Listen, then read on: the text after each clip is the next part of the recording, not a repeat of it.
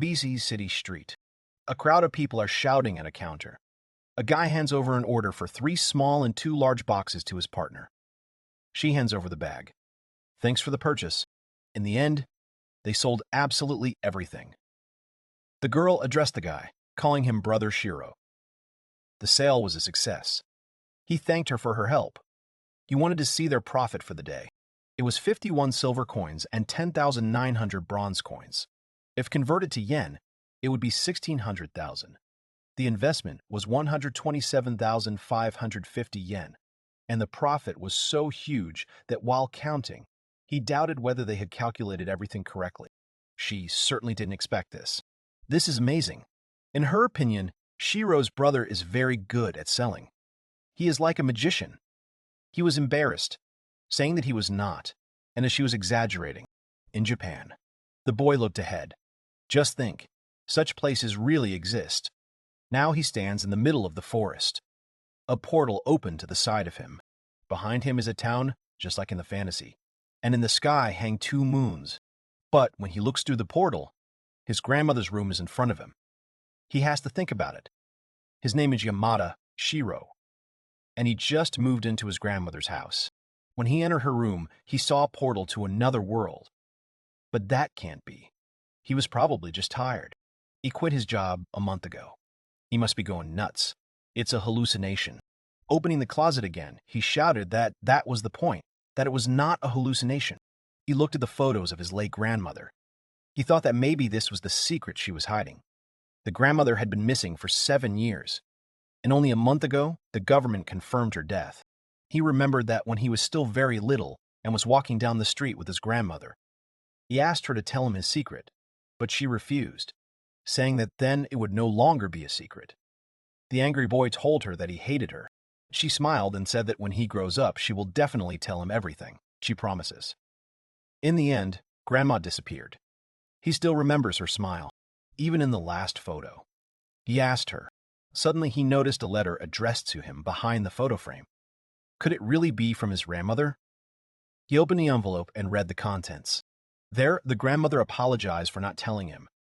But she was a magician who came to Japan 80 years ago from a world called Rufartio.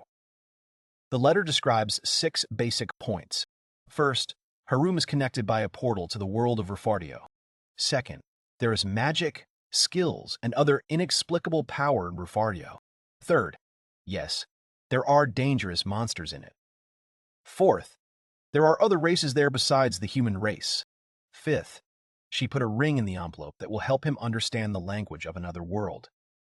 Sixth, he needs to put on the ring and read the book that lies behind the altar. He'll understand everything when he gets there. He shouldn't worry. The guy even started sweating. It was too much information. He checked the place his grandmother had spoken of, and there indeed was a ring and 2 books, but in an incomprehensible language. He remembered her 6th rule: put on the ring and read the book. After doing this, he realized that he actually began to understand the other language that the book was written in. Suddenly, a voice appeared in his head telling him that he had acquired the skill of equivalent exchange. The boy was scared, not understanding who it was who was talking to him in his head. He fell on his butt from fear, and the book fell out of his hands.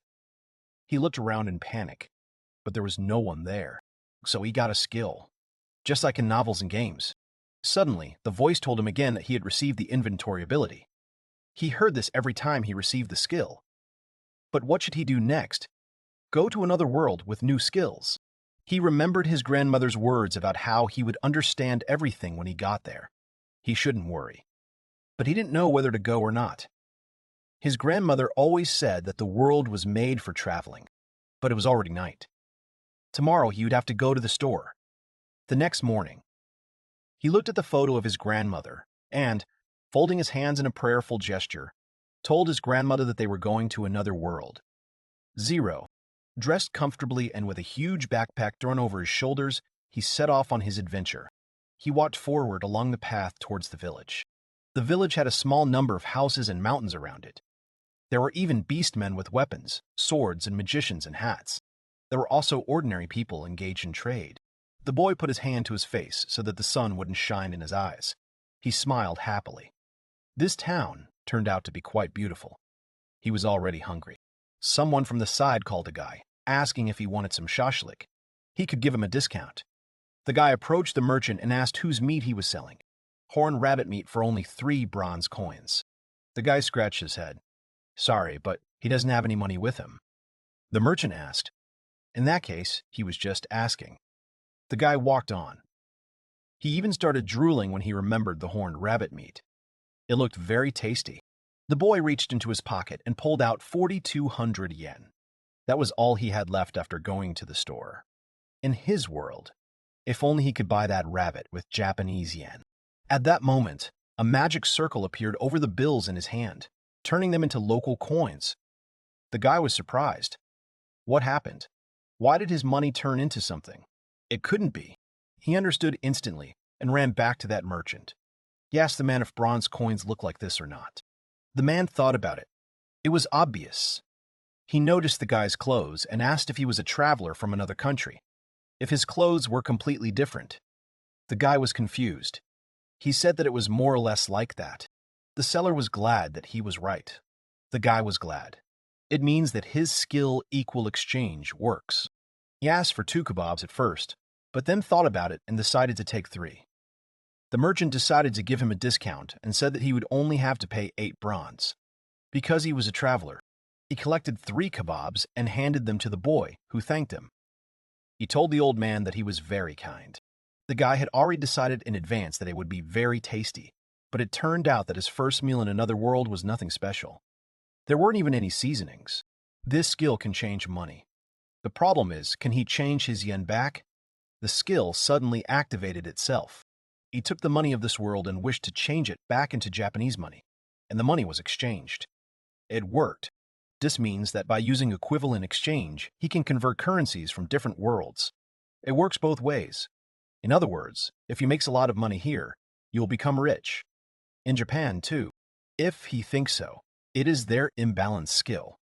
In his head, he was already bathing in a bathtub full of bills. This time, he wanted to try exchanging 10,000 yen. He used an equivalent exchange. In the end, they exchanged for 1 large coin. The color was different. Was it really silver?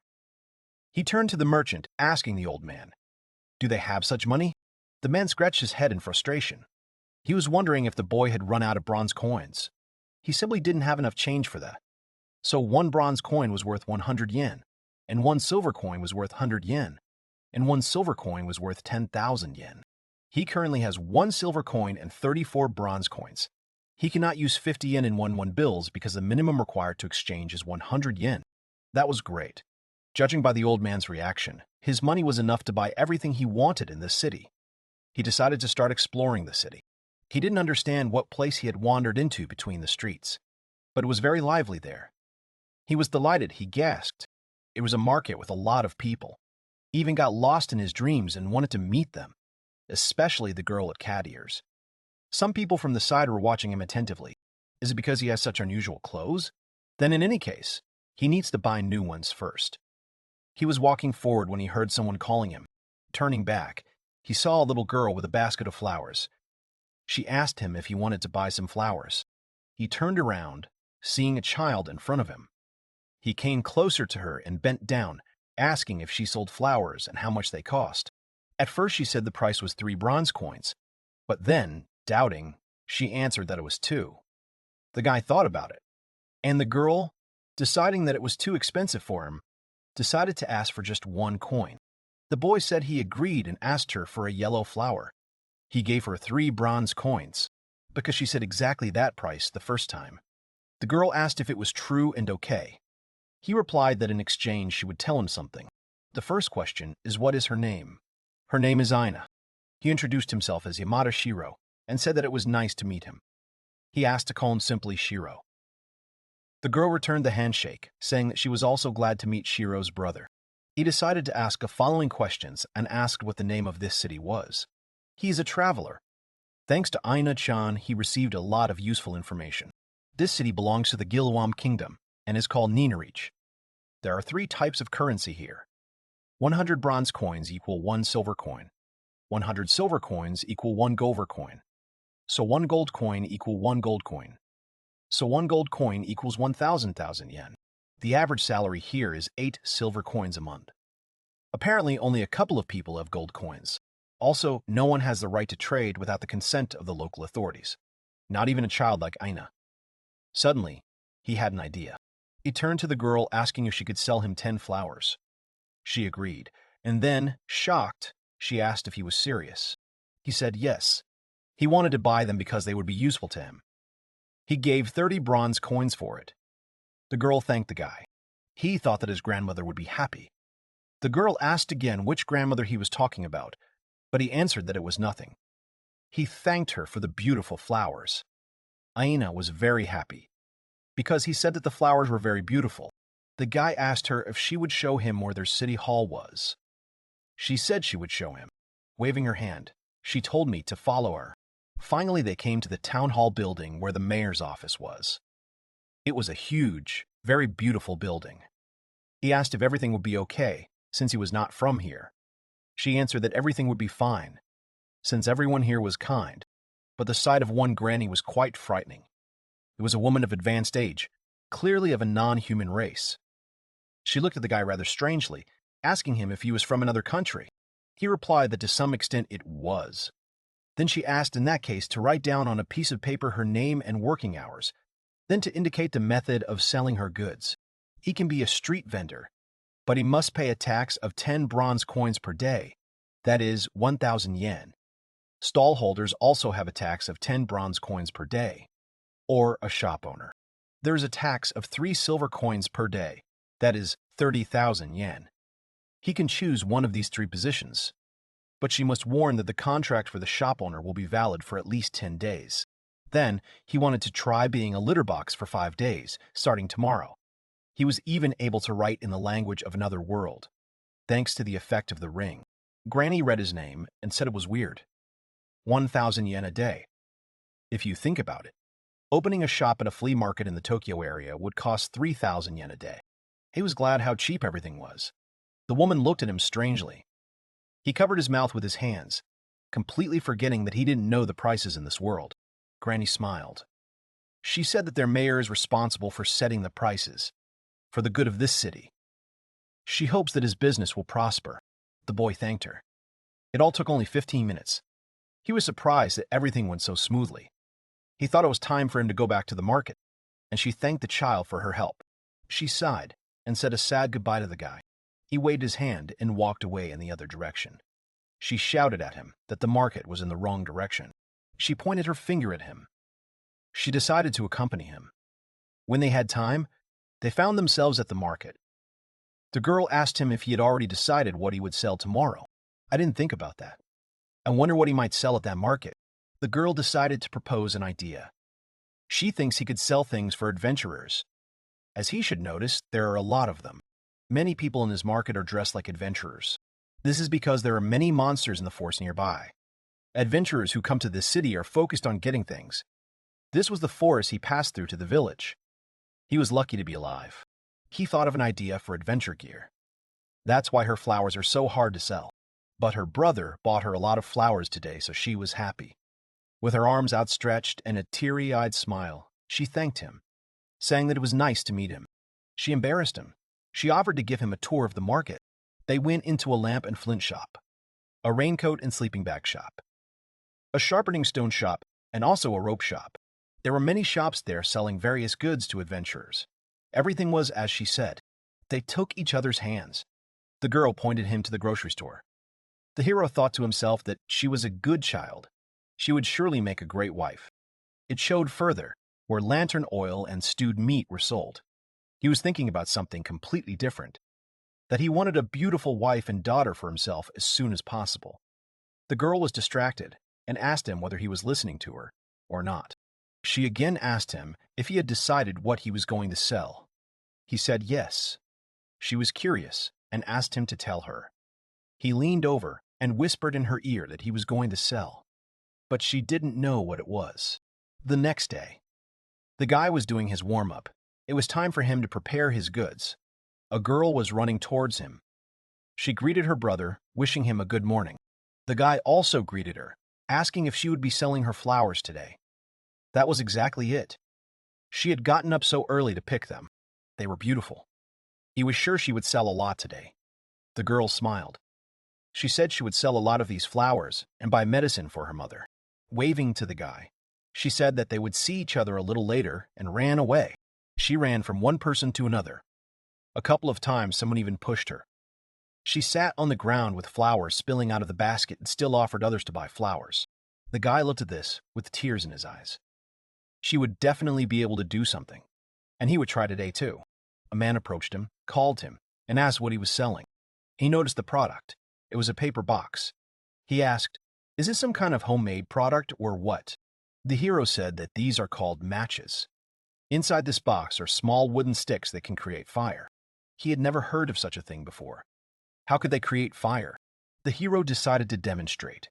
He said that he had to take one stick and strike it on the other side of the box. Right after that, the match in his hands lit up. It was easy.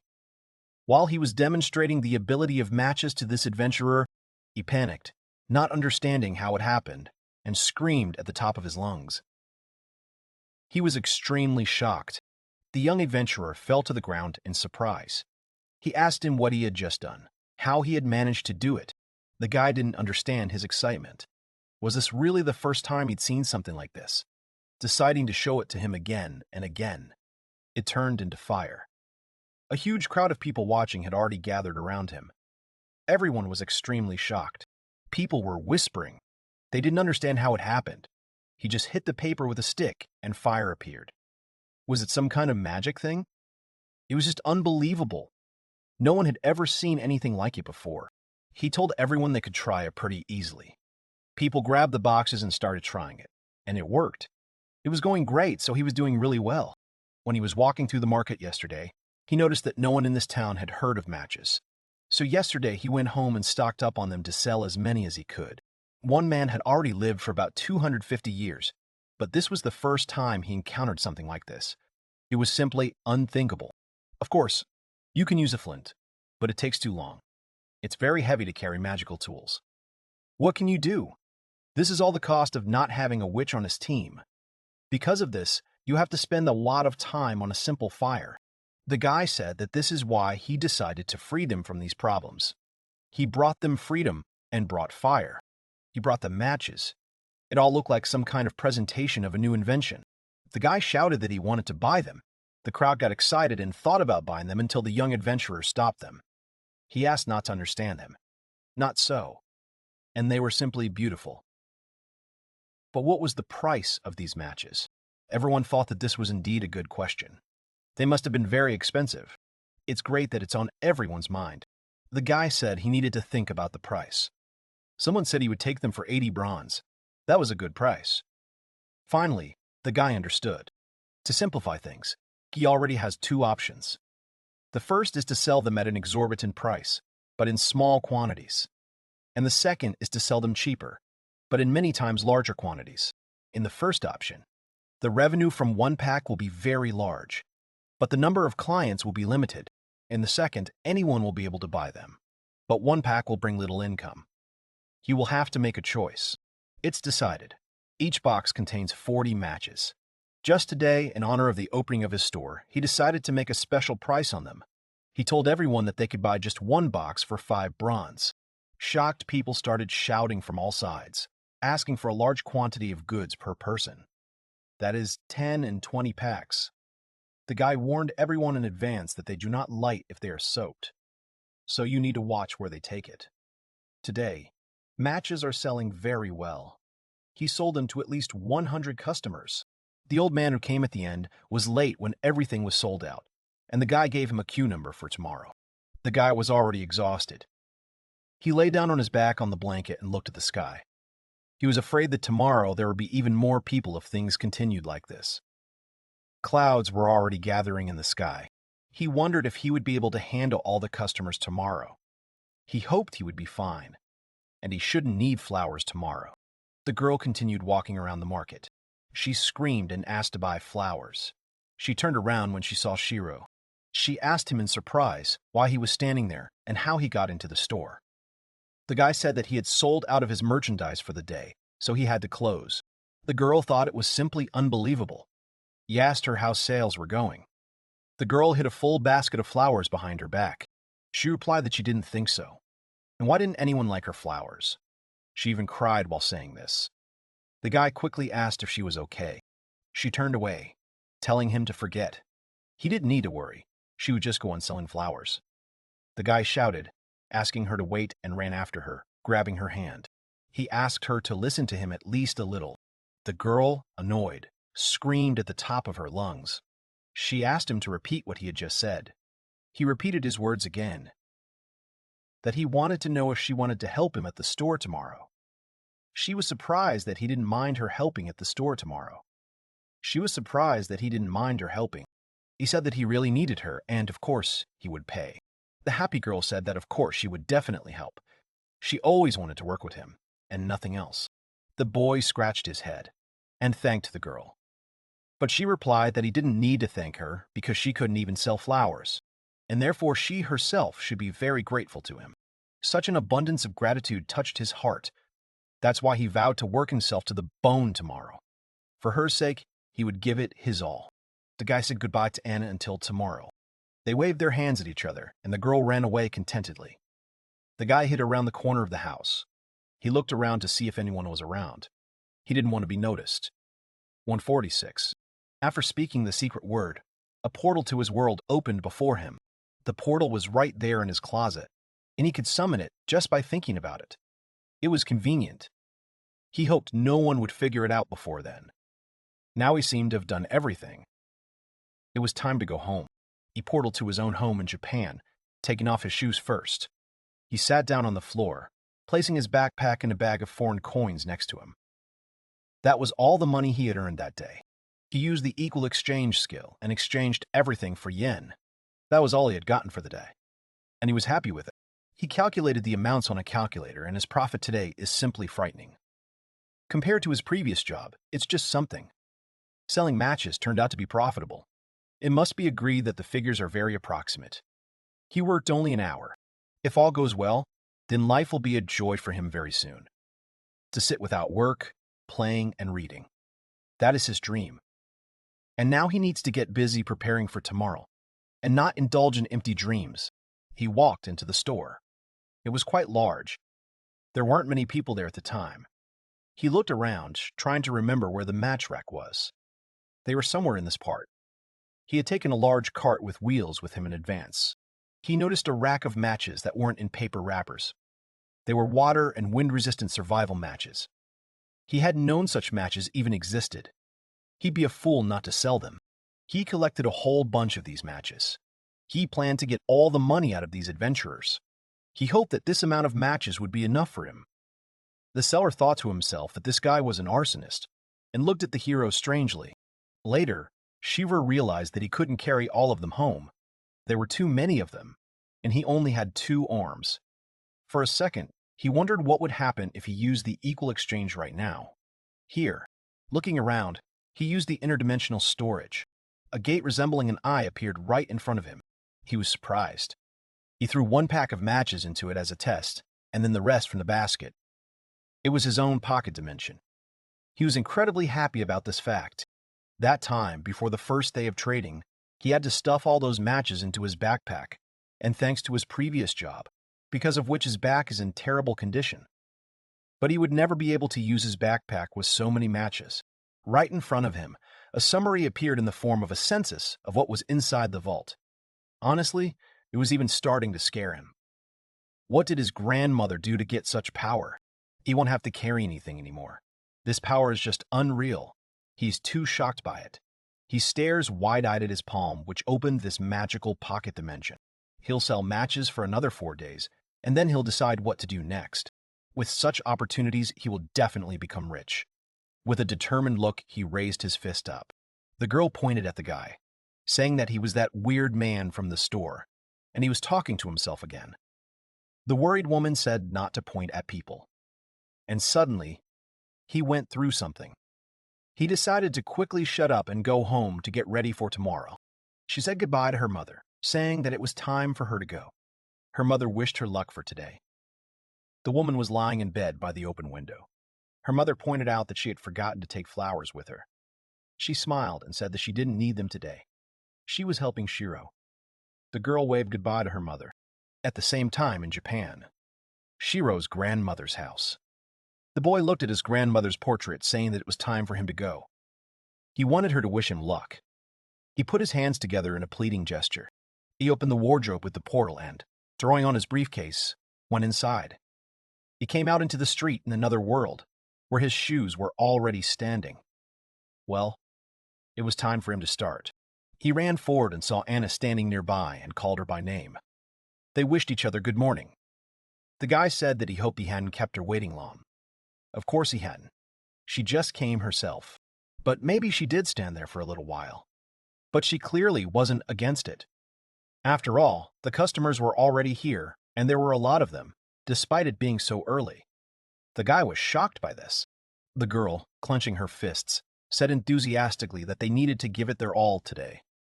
Her eyes sparkled. The guy asked to wait, said that he would now give it all away. Suddenly, he shuddered. They had too many customers. They were blocking the nearby shops. Other traders were clearly panicking about it. This is bad. He can imagine where this will lead. Clearly nothing good.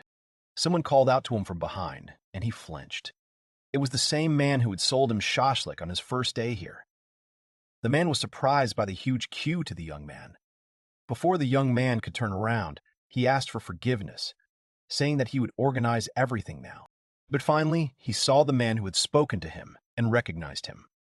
He asked him to wait a second and called him Lord Rotisi. The man waved and said hello with a smile. There was a girl standing next to him. He said he'd heard rumors about a new thing called a match. He couldn't believe the guy had done all that himself, but he wondered if he was okay. He was just getting bogged down with customers. And he was. He said it was bad. A woman standing nearby said that in that case they had a small shop on the outskirts of town. They could let them use it today. That way he wouldn't be in the way of other vendors.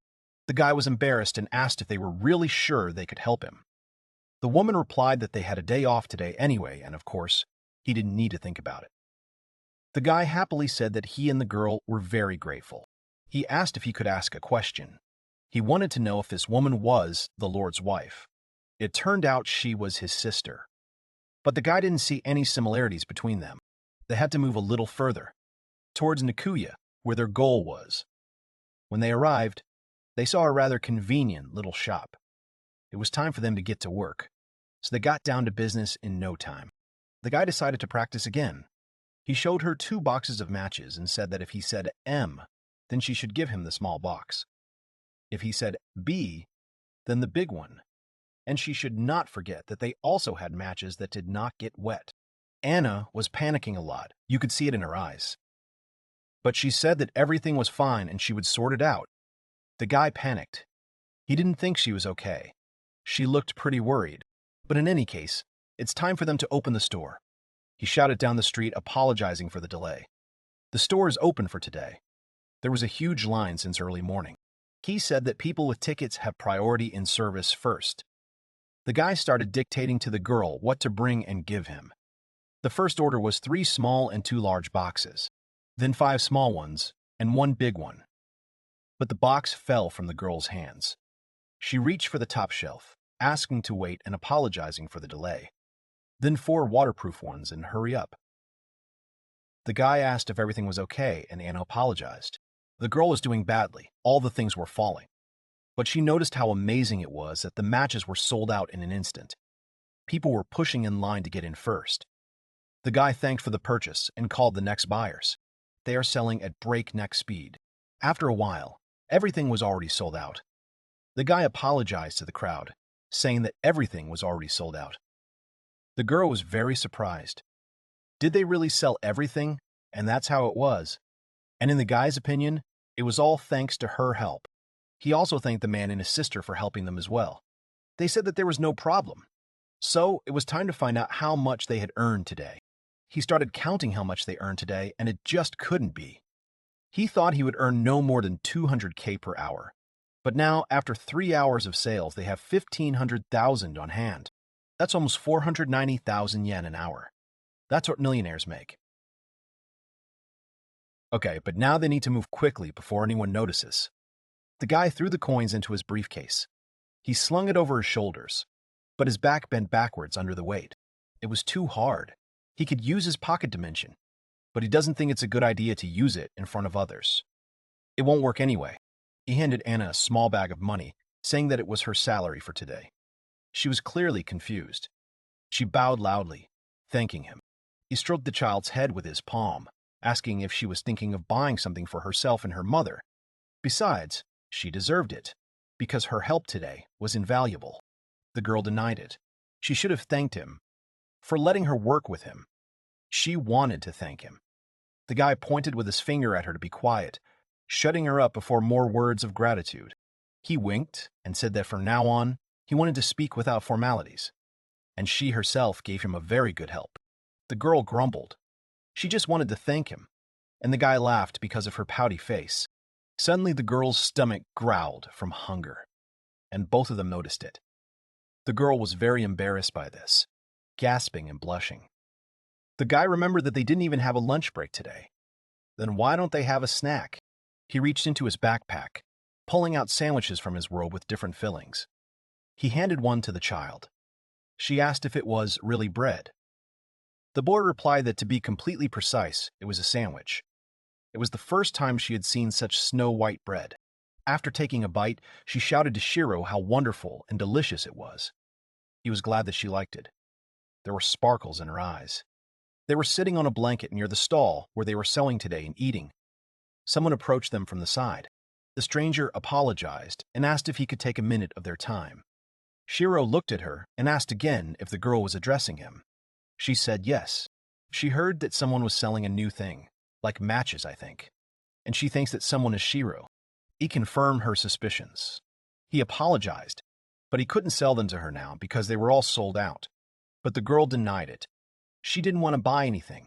She said she came here to see him. Her name is Karen Sankareka, and she is the mayor of this city. The girl knows she is late. She stands with her arms crossed under her chest, looking important. Her name is Karen Sankareka. She is the mayor of this city. She was quite young and richly dressed. Her hair was long and neatly styled. The guy was surprised that the mayor of the city of Ninyorich was a woman. For him, this could not be. Such a young and beautiful girl was the mayor. He expected some older guy, in strange clothes, or rather, in their complete absence, and a mustache. The guy quickly got up from the blanket and scratched his head, asking what the city mayor wanted from him. First, she asked to let her express her gratitude for the fact that a merchant of such a level was engaged in trade in her city. She bowed gracefully to the boy, thanking him. He asked her to stop, putting his hands forward in a request for calm. He said that he should be thanking her. He was saying thank you for allowing him to trade here. The girl was surprised. It turned out that the guy had rather low self-esteem. She turned her back to him, thinking. Most of the merchants in the city are hard-headed. Well, the guy really thinks that might be true. The girl suddenly turned back to face him and asked for his help. Then they discussed something for some time. This city is in the middle of nowhere.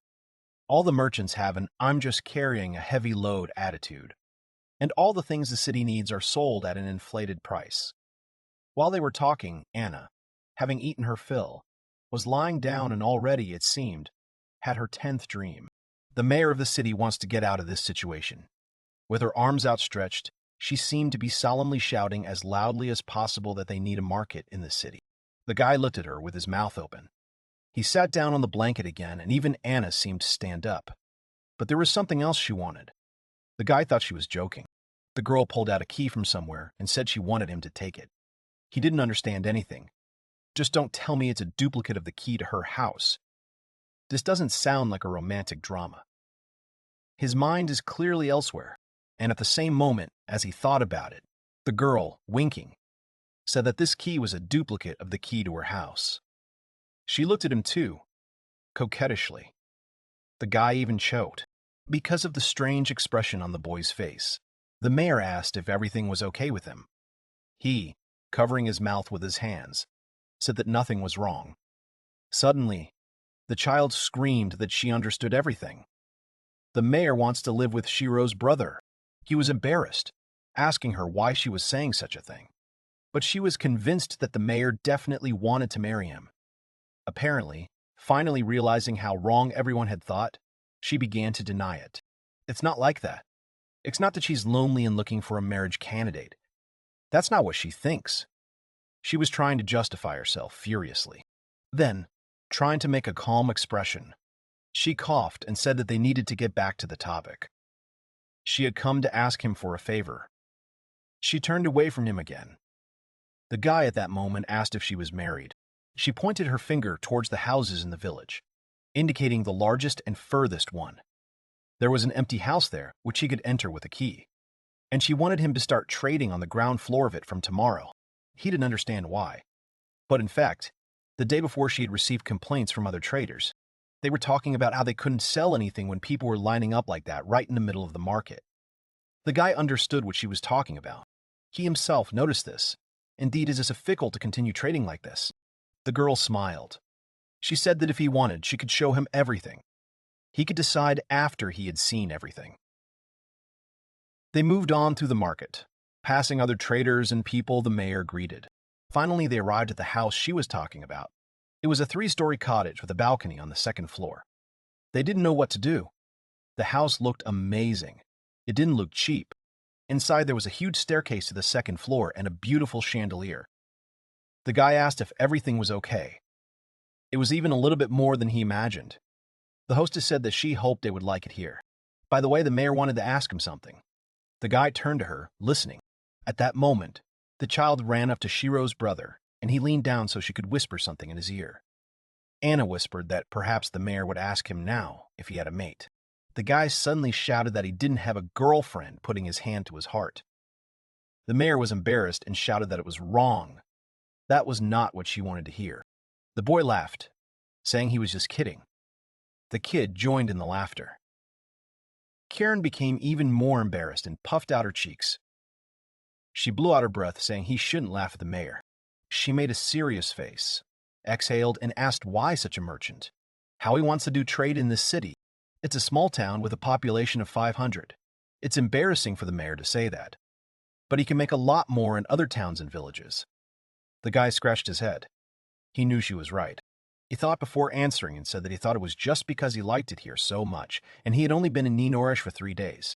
But Ina tries so hard to work for him. The girl was flattered by these words. Also, in this city there is a mayor who was so kind to him, despite the fact that he is not from here. Her face also turned red. Something like that. Now he just loves this whole city. Having said this, he spread his arms out to the side, smiling. He is from another world and does not know other cities. But he is sure that there are not many cities here where it is as warm as this one. He remembered the kind granny at the town hall, the kebab seller with his sister and his crowd of customers. The mayor called Shiro by name and thanked him for talking about his love for this city. She was truly very grateful. The child screamed at Shiro's brother that he made the girl cry, and the boy instantly began to apologize to her and ask for forgiveness. The mayor extended her hand to shake his, saying that he could call her Karen, and smiled. The boy asked to call himself simply Shiro, without formalities. Aina also introduced herself, smiling. The adults shook hands together. They said it was nice to meet each other, and Aina placed her small palm on top of theirs. And so this young man, starting out selling matches, got his own shop in just 3 days in another world. According to the diagram, he was moving too fast. From street vendor to counter and from counter to shop. I'm sure Grandma is striking a victory pose in heaven. The next day, he signed a contract for a month's store at the town hall and immediately began trading. 5 days later, the line today was not getting any smaller. Already dressed in a formal suit and tie, together with Elisha, the guy bowed to the customers, apologizing. But today's supply of matches in their store had run out. Everyone was confused. He thinks he sold enough matches for everyone in town today. It's a mystery why they're still selling. It turns out that Aisha was cleaning the room at that time, wearing an apron and headscarf, but had already finished it. He wished her good night, telling her to go and rest on the second floor. But Ina asked if she could help with anything else. The guy said that it was not necessary and everything was fine. She seemed to be a little upset. The guy pulled himself up, throwing his hands up and yawning on the chair. Then he took 2 mugs, a teapot, and some goodies on a tray. He, having climbed up the stairs, opened the door to the room, calling Aina with a smile. But he was surprised to see that she had already fallen asleep on the couch. No wonder she was only 8 and she was working like that. He put the tray on the table not far from the couch. Turning around, the hero saw that Aina was slowly starting to open her eyes. The guy asked if he had woken her up. She, still sleepy, beamed and said it was Daddy's fault. The guy was embarrassed by this. What kind of daddy was he? He certainly wasn't. He told Aina that he was he. He certainly wasn't. He told Aina that he was Shiro, but she kept talking, calling him daddy and asking him to pick her up. She reached out to him, who was embarrassed. He finally agreed and picked up the baby. He was a little embarrassed. The baby hugged him back. She was very happy that her dad finally hugged her. Aina's mom did the same. And without finishing her sentence, the girl suddenly fell asleep again, hanging on him. He was very surprised by this. The boy asked himself how he was a father now. The cups with the drink were still standing on the table, steaming. Covering the child with a blanket, he said that if she wanted anything, she should just tell him. And at that very moment, he would do everything possible to help her. True, the child did not listen to this, because he slept soundly with a smile on his face. It was the 6th day of the store's sales. Shiro decided to give Aina a rest today, even though she wanted to work more and was clearly unhappy about it. The guy went outside. He bowed almost 90 degrees and shouted to all the remaining customers in line that, unfortunately, all the goods were sold out. Despite the fact that it was not the first day of sales, every day a huge crowd of people wishing to buy goods still came. The guy went inside again and, tired, lay down on the table, muttering, "How hard it is to work alone." Suddenly, the bell on the door rang, notifying the owner that a customer had entered the store. It was Karen. She apologized for disturbing him. The guy immediately called out to her. He immediately jumped up from his seat, saying or bragging that they had sold out again today. The girl was not surprised. On the contrary, she was pleased. She had already expected something like this from such an experienced trader as he. The guy did not quite agree with this. Looking at the boxes behind him, he really didn't understand why the number of purchases was 5 times greater than the number of people in the city. It worried him. The girl heard some rumors that someone was reselling matches in another city with great success. These rumors were spread by people who, having saved up matches in his shop, ran to tell others about it. Now he was thinking that maybe he should set a limit on the number of boxes. The mayor called Shiro, telling him that she had decided to come to him today with a request. She had a serious look. Apparently, the request was really serious. He suggested that they talk about it upstairs. He prepared 2 cups of hot drink and placed them opposite himself and the guest. They sat down at the table opposite each other. He asked what her request was. She put her palms together, rested her chin on them, and decided to start from afar. She asked if he knew that there was an adventurers' guild in her city. He knew of one, and that it was called Ginsuki, and asked if his information was true. She hadn't even thought he knew its name, and was pleasantly surprised by the fact. Many of his customers were adventurers. Adventurers' Guild. It was something like a middleman. Clients ask them for something, and then adventurers take on the task. Something like an organization that guarantees success. They are usually tasked with killing monsters that attack livestock and humans.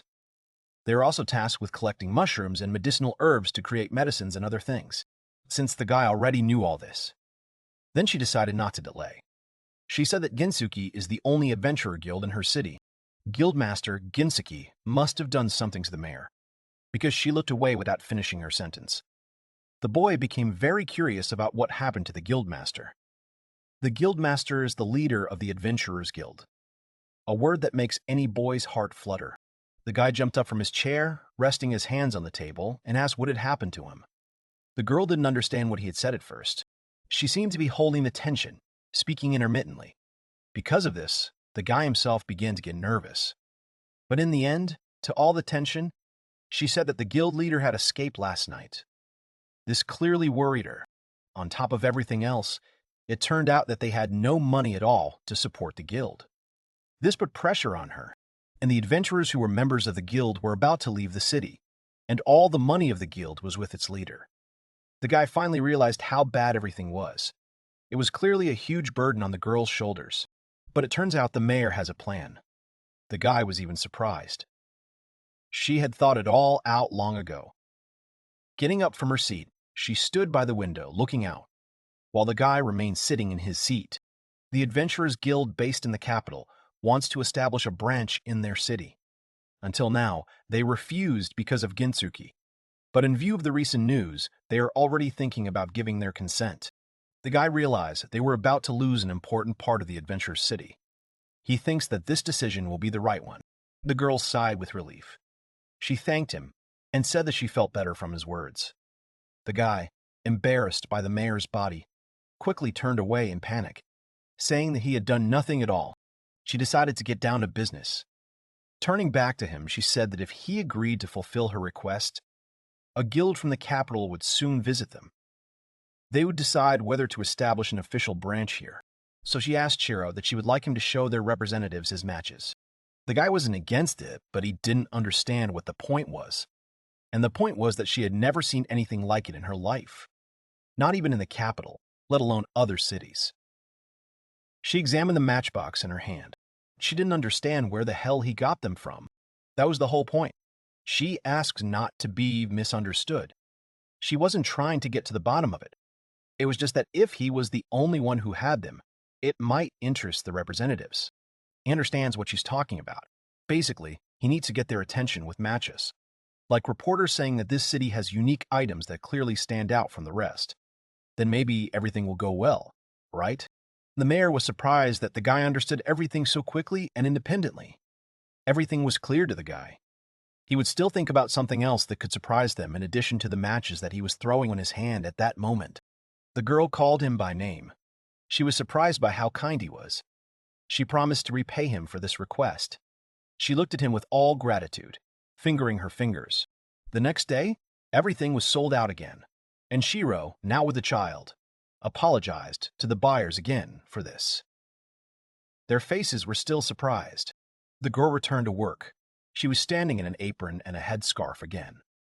She was sweeping again. The boy was sitting on a chair, his arms crossed behind his back, and sighing. Aina asked her brother Shiro if everything was okay, if he really wanted to go to the toilet. He, holding a pen between his lips and nose, was thinking about what could attract the attention of the representatives and what it could be. The girl looked at him questioningly. It seemed he finally understood something. He stood up from his chair and headed towards the door. He told the girl that he would go to Karen's son for a while. A little later, in the city, he was sitting in the office of the mayor's girlfriend. She was sitting at her desk and was clearly surprised by his decision. She couldn't even say his name the first time. She didn't understand if he was serious, but he was standing right in front of her, completely serious. He wanted to be an adventurer. He asked to be allowed to accompany them. The girl was shocked. The hero is in the mayor's office. The shocked girl asks if he really wants to accompany adventurers on missions. Is he serious about this? This seems to confuse her a little. The guy really looked like he wasn't joking. That was the only way he could get a better idea of what the adventurers wanted. She asked him if he understood what he was going to. He said nothing. The only place an adventurer could go in her city was the Western Forest. They had nothing else, but it is teeming with various scary monsters with huge fangs and claws. He knew about it, but he was talking specifically about adventurers who collected herbs and mushrooms. Now she understood what he was talking about. In that case, everything was much safer. It made her think. She would like to introduce him to some people, but to be honest, her current relationship with Gintsuki is terrible. She looked at the guy through her fingers. Last night, the Vice Guild leader came to her and told her about it. He begged very hard to lend them any money. He literally fell to his knees and started crying, begging for it. He was desperate. In the guy's opinion, it was quite straightforward. And by the way, how much money did they need? That's what the guy was really interested in. She showed the number 10 on her fingers and said that this much. Her face was strange. Then, after thinking for a moment, he asked if they meant 10 silver coins. But she shook her head again, and then he finally understood what they meant. Gold coins. Realizing this, he shouted at the top of his lungs. The mayor, putting her finger to her lips, told him to be quiet, because he was too loud. Tabasi was too loud. The mayor leaned her elbows on the table and held her head in her hands. That kind of money couldn't be found in a remote town like this. She might think about it if it were a tenth of the amount. But it wasn't. It won't be easy to ask them for a favor after everything. Taking a pen in her hand, she said that she would write a letter, but noted that he should not hope for much. The guy took that very letter and was already walking down the street, holding it in his hands. After that, he went to the Ginsuki Guild in the western part of the city. The path was through the houses in the village. Finally, approaching the building itself, he saw a huge house with a large wooden gate in front of him. The guild was in the western part of the city. Back to the present. He was standing in front of the guild building, so this was where the local guild lived. It was his first time visiting the guild. He was even a little nervous. In his mind, when he opens the doors, he will see a bunch of adventurers from all sides who will fill their bellies and drink alcohol, having fun. Then one of them will trip him, and the guy will fall with a loud sound on the floor face down. Shiro's nose will bleed from the impact with the floor. Two drunk adventurers will approach him, grab his head, saying that here is a newbie. They will ask where his respect for his elders is, and the second one will laugh at him. The guy will shout that he is not an adventurer, but a merchant. The man who bullied him would pull his hair, telling him how handsome he was, and he was a little wrong. In that case, he would ask him to evaluate his punch, with which he could even break a stone. This is clearly a threat. Shiro will be scared and will cry. But all of this was just Shiro's thoughts. He hadn't even gone inside yet. He thought that in life anything would happen. Finally, pushing the door in front of him, he collected his thoughts and, pushing them with all his strength that they even collided with the walls, he screamed at the top of his lungs. That he asked for forgiveness for disturbing them, but he saw that everything around was absolutely empty. Not a soul. There was nothing and no one. But some sounds were heard nearby, and the frightened guy asked who was there. The sounds came from under the guest counter. Coming closer to her, he tried to attract attention by making a voice, but he was ignored. On the other side, on the floor, sat a trembling man. Then, he went behind the counter itself. Again asking for forgiveness, he came up from behind and touched the seated man, saying that he needed to talk to him. Finally, he got attention. The tearful girl turned her head towards him. It was not a human girl. She had long black hair tied in a ponytail and long rabbit ears. Empty liquor bottles were scattered all around her. Finds herself facing an impassive minotaur. How long had he been here? The guy wondered if this trembling, tearful girl was the guild staff. She turned her attention back to him and, cowering, asking, screaming why he was touching her. He denied it. Panicking even more, she screamed even louder, terrified that he really liked her. He didn't even know what to say to that. In a nutshell, she can summon 1,000 muscular men from Ginsuki's poster. In her imagination, it clearly sounded and looked very cool. But in reality, it was different from reality. The guy didn't want to sound too rude, but he hadn't seen anyone here in the guild. The girl cringed in offense at this and, trying to justify herself somehow, said that sometimes they still came here. He squeezed his palm tightly into a kulan. She screamed that, but even so, she alone can offend him. She was convinced that her blow could even destroy a stone, and she told him not to look down on her. She twitched as if in convulsions.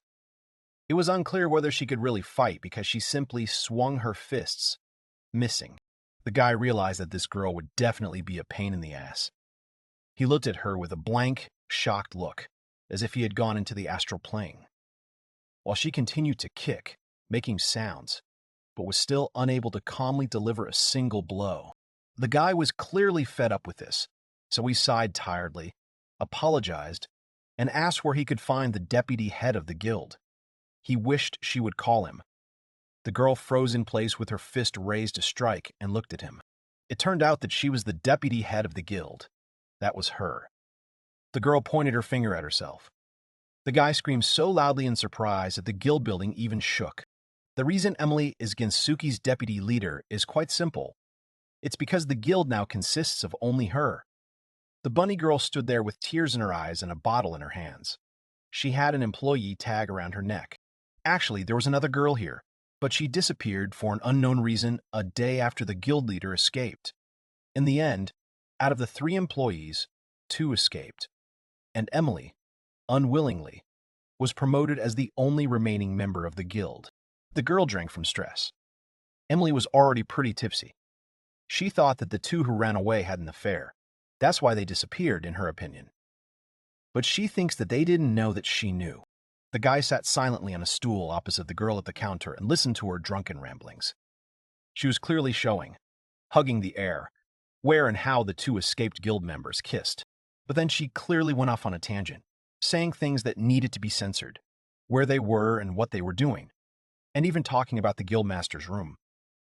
She was extremely angry, saying whose nerves could stand it. She hoped that they were caught by bandits, and as a duet, no less. She was very angry. In general, the guild leader who smelled like a lecherous goblin just pissed her off. After saying this, she exhaled, closing her eyes. The guy interrupted her at this point. He said, trying to calm her down, that she really tried hard. And he really hoped that she had already finished pouring out her soul to him. He was squeezed like a lemon, because after that, he seemed to have aged. The girl was a little touched, because he had listened to her grumbling for 5 hours. He, in her opinion, is a very kind guy. Saying this, she unbuttoned the buttons of her work jacket. Saying this, she unbuttoned the buttons of her work jacket, and he wondered why she started doing this. The girl smiled and began to button them back up, apologizing and saying that he seemed to have some business. He was confused. The guy finally remembered this and said that, firstly, he had brought her a letter from the mayor. The girl was so surprised by this news that she shuddered. Emily asked again if they were talking about the same person, but she spoke very unflatteringly about Karen. There was clearly some mistake in her idea of the mayor. The guy, having heard all the insults, at first even thought that the granny's ring was faulty, and that he had obvious problems with the translation of the ring. He didn't know who she was talking about. He meant Karen, who was the mayor of New Norwich, and asked if Emily knew her. In his mind, the girl was the kindest and most beautiful. Surrounded by bouquets of roses, she held a cup in her hands with an elegant smile. But the guildmaster continued to insult her, saying that she is the one who has all the nutrients like omega, 3B vitamins and glucose for the brain go straight to her chest. That same Karen's son. The most cruel woman. If this letter is from her, then there is nothing wrong with her actions. Having said this, she immediately began to tear the paper into small pieces with particular cruelty. The guy screamed in surprise, and his eyes widened so much that it seemed that they were about to jump out of their sockets. The Vice Guild leader seemed to be in a trance. She said that she thought that things like love and betrayal were the worst things in the world. The guy in the background was trying to gather up the remains of the letter, catching them in the air. And then this Karen came into her life. A horrible woman. Emily sat down on the counter humming to herself.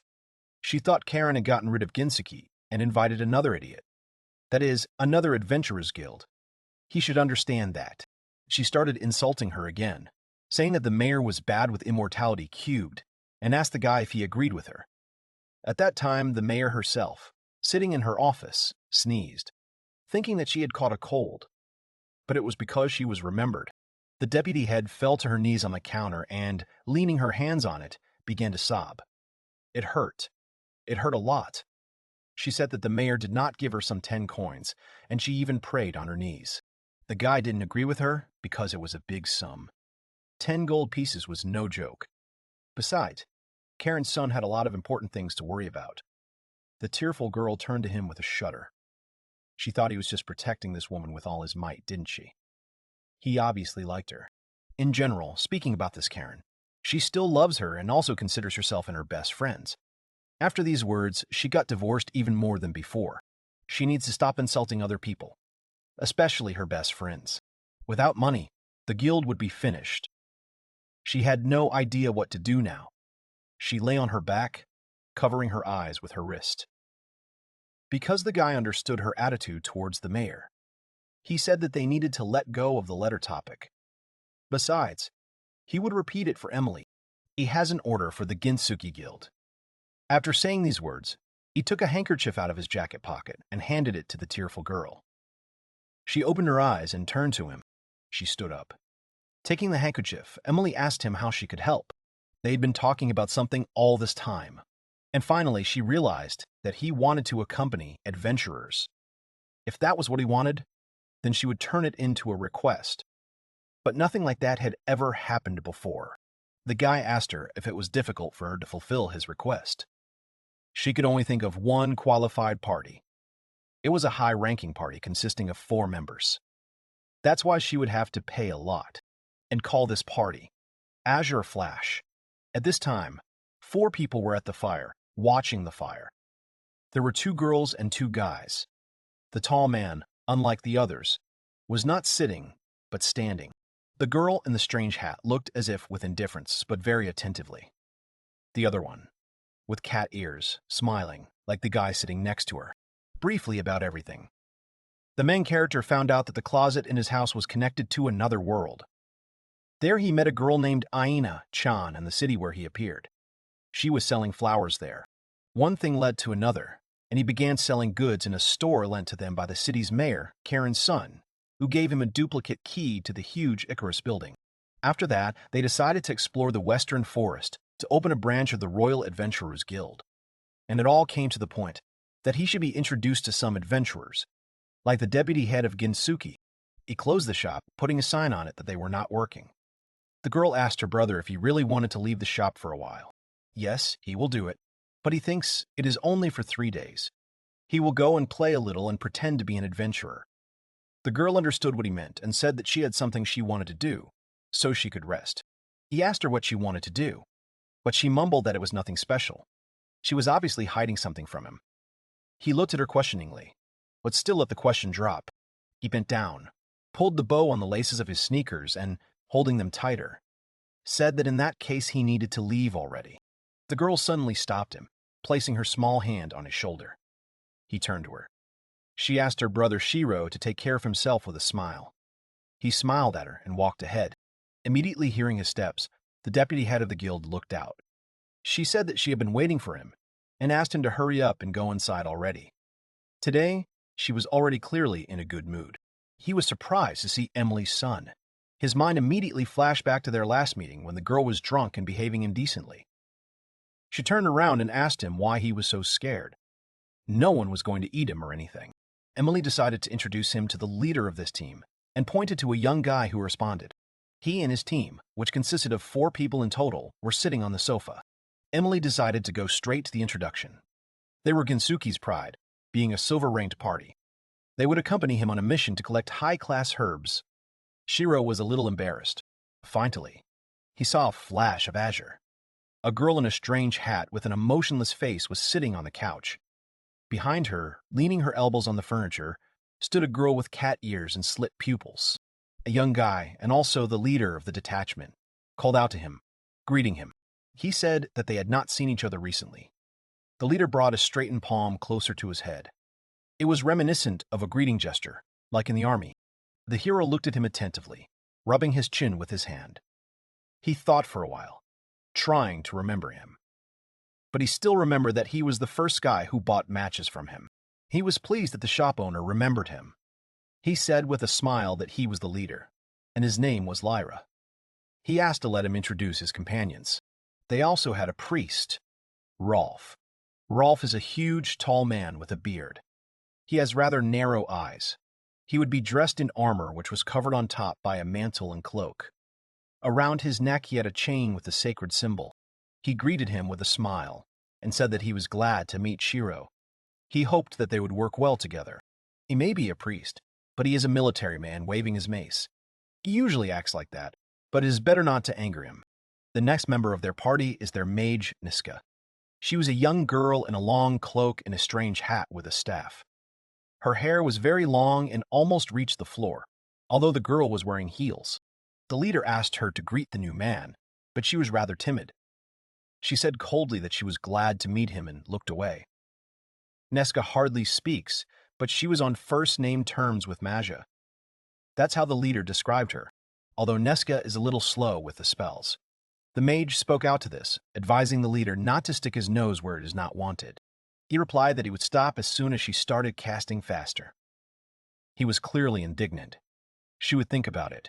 Next in line to get acquainted was the last person in the team, but he did not have time to finish. At this time, the cat girl, jumping up, did a trick in the air above the head of the leader. She happily landed right in front of the guy, standing between him and Lyra. She introduced herself, calling herself Kilfa. The guy noticed her ears. He asked if she was a cat. She pricked up her ears and looked at him. It was a strange answer for them. Quite a few people don't like this race. There are some among the customers. The girl they were discussing at that moment preferred to watch a fly flying over their heads. The guy didn't understand how these people could hate cat ears or such a cute race. He was clearly indignant. Listening to the compliments, the girl posed, taking cute poses. She clearly liked the compliments. She accepted the compliments in a sweet voice, repeating the guy's words. Kilfa was their ranger. She goes around the territory looking for traps and such. She also fights with a dagger and a bow. To demonstrate this, she took out a dagger and began to swing it. The squad leader standing behind her became worried about this. The guy thought she was amazing. She laughed, telling him he hadn't seen anything yet. The leader, apparently wanting to tease her, said she was the best at running away. The girl protested, asking him not to say that. At that moment, Leroy suggested that they leave right away. He asked the guy if he had time to prepare and gather his resolve, and he convincingly replied that he agreed. They all moved forward, considering his answer good. They had to leave for the western forest immediately. At this time in the city, Ina walked between the shops. Opening the door to one of them, she went inside. Inside, a man was sitting on a chair and, seeing the girl, he seemed to recognize her. He reached his hand towards her face and said that, as he promised, he would do something. The fair-haired man, a warrior monk named Rolf, was looking to the side. His eyes narrowed, and the sorceress, Niskaya the ranger, Kilfa, and the warrior, Lyra, were looking in the same direction. There is a dense forest around. On the edge of this forest you can see mountains, above which only the sky. The protagonist thought that his travels with these experienced adventurers are over. He hopes that this group is safe. 4 adventurers and the main character, Shiro, are moving along a forest path. Rolf, Shiro, and Lyra were carrying large backpacks on their backs. The girls were walking without things. Lyra turns to Shiro and says that Shiro can relax. They will try to avoid monsters if possible. Shiro thanks the guys for this. Kilfa walked in front. She had ears and a tail. Lyra walked and asked that they couldn't just find them. Kilfu looked towards Lyra and said that if he meant herbs, she'd already collected them. Rolf intervened and said that they were looking for high-grade herbs, as it was a guild order. The sorceress was the shortest of those present. She was wearing a hat. She agreed with the boys and added that it would soon be dark. Lyra lowered his head and sighed. Lyra stopped, extended his hand forward and said that it was time to stop. Kilfa stood with her back turned towards the stopped boys. Shiro was surprised that it was time to stop. Lyra raised his finger and said that one should allow oneself to rest. This rule has been followed since ancient times. Shino thought with tears in his eyes that he'd been waiting for these words from his boss at his previous job. The guys decided to prepare everything for the camp. Rolf, sitting opposite Shiro, said that they were grateful to Shiro. Shiro replied that he was grateful to them for using those very matches. Lyra sat next to Rolf and looked at him. Lyra turned to Rolf and said with a smile that Rolf could make a lot of money if he sold these matches in the royal capital. Rolf approached Lyra. Rolf said with a smile on his face that if the infamous Merchant Association found out about this, Shiro would have problems. Lyra pointed a finger at Rolf and said that his predictions are always true. 12. Neska came up to Lyra, holding her stomach with her hand and saying she was hungry. Lyra turned to her and said that they had been traveling all day, and now it was time for a snack. Neska sat down not far from the boys. She had bread in her hands. Shiro was sitting on his knees next to her and looking in the direction where Neska sat down. Shiro scratched his chin. He looked at Neska, who was eating a bun. He thought that dried meat and a stale bun. Such a simple dish is included in the diet of even adventurers who are mainly in the wild. Kilfa was sitting with her back to Shiro. She turned to him. She held a piece of meat in her hands. She asked Shiro if he had any food. Shiro was surprised by her question. Kilfa holds a piece of meat in her hands and tears off a piece with her teeth. One piece remains in her mouth. The second she holds out forward and offers it to Shiro. Shiro starts rummaging through his bag and says that he doesn't need food. He brought some with him. Kilf is sitting nearby and impatiently waiting and watching what Shiro is looking for. Lyra passes by. He is also interested in Shiro's search for something. Lyra sees something that surprises him greatly. The other boys are blinded by the light. They are surprised and do not understand what Shiro took out of the bag. The boys saw many packs and boxes of food. Lyra and Kilfa hovered over Shiro. Nesca sat next to him. Lyra asked Shiro that he intended to eat it all himself. Shiro looked at Lyra and replied that he had taken all of this out for everyone to eat. The guys looked at Shiro in surprise. They didn't understand what was happening. Shiro pointed to all the variety of food lying on the ground and said that these products were new, and the guys should give them their assessment. Nesca, Rolf, Kilfa, and Lyra stood thoughtfully. Then they started to rejoice, and Lyra rushed forward. He waved his hand and said that everyone should start tasting the food. Kilfa was jumping with joy. Rolf was smiling. Nesca was impatient. Lyra started eating noodles first. Lyra was delighted with the taste of the food.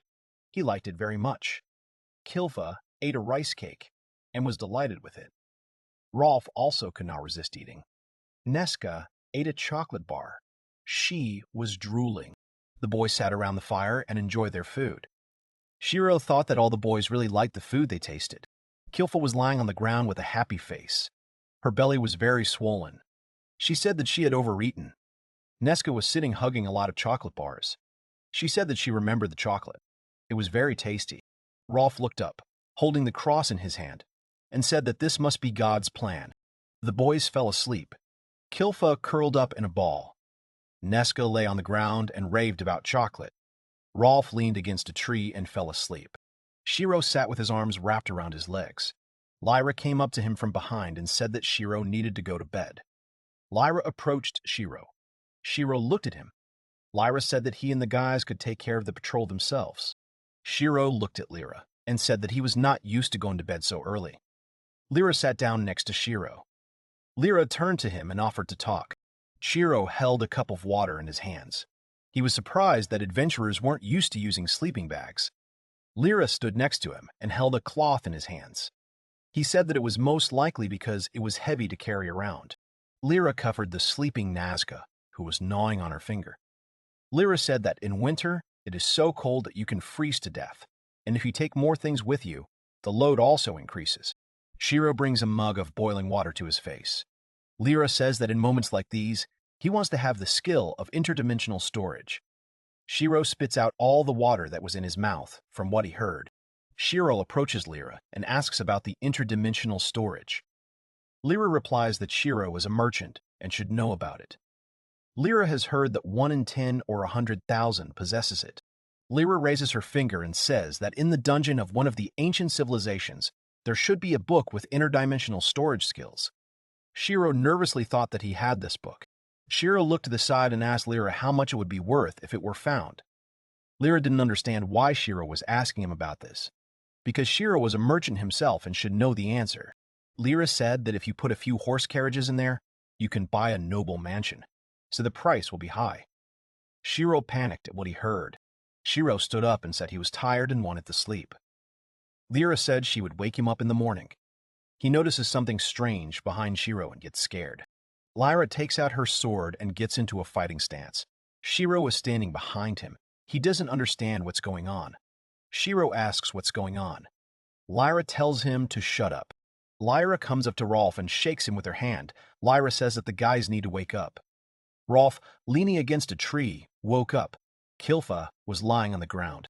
A sting came over Lyra's face. He said he felt something coming towards them. They needed to prepare for battle. A monster was coming towards them.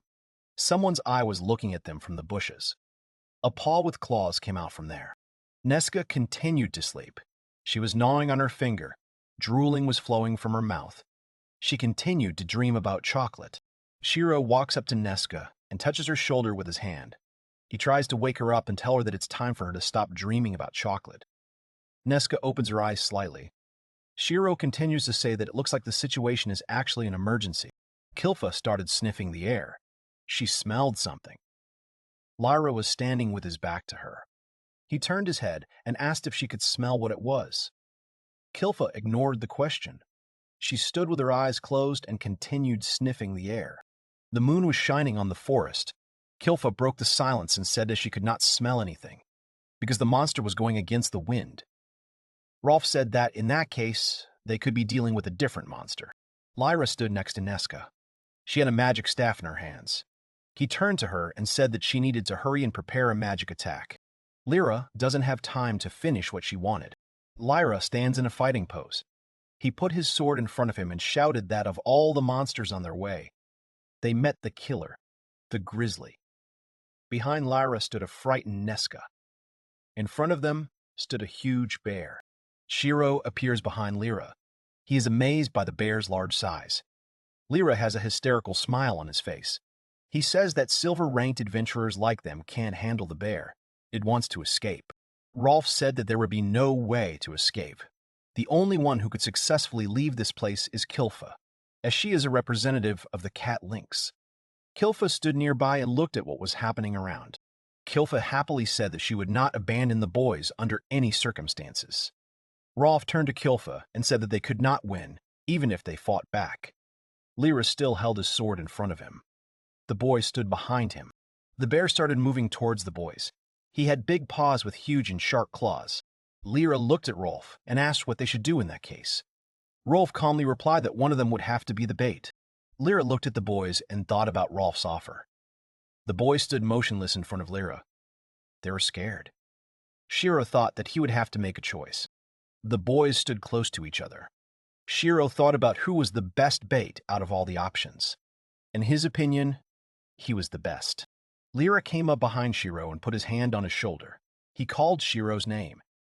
Shiro was scared and thought that Lyra called his name, so his reasoning was correct, that he was the most suitable for the role of bait. Lyra continued to hold his hand on Shiro's shoulder. Shiro at this time thought that when he saw the boys' faces turn pale after Lyra's words, they realized that he was talking about death. Shiro's face went pale. His eyes dimmed. He played Lyra's words in his head that Shiro would have to become bait. But Shiro was wrong in his assumption. Lyra moved his hand to the side and said that Shiro needed to run with Kilfa and Nesca, and that he and Rolf would take care of everything. Shiro stood behind them, shocked by what he heard. Lyra picked up his sword and apologized to Rolf for this turn of events. Rolf said that they had been friends for a long time, so there was no need to worry about it. Shiro said the names of the men in fear. Nesca stood behind Lyra and said that she also intended to fight with them.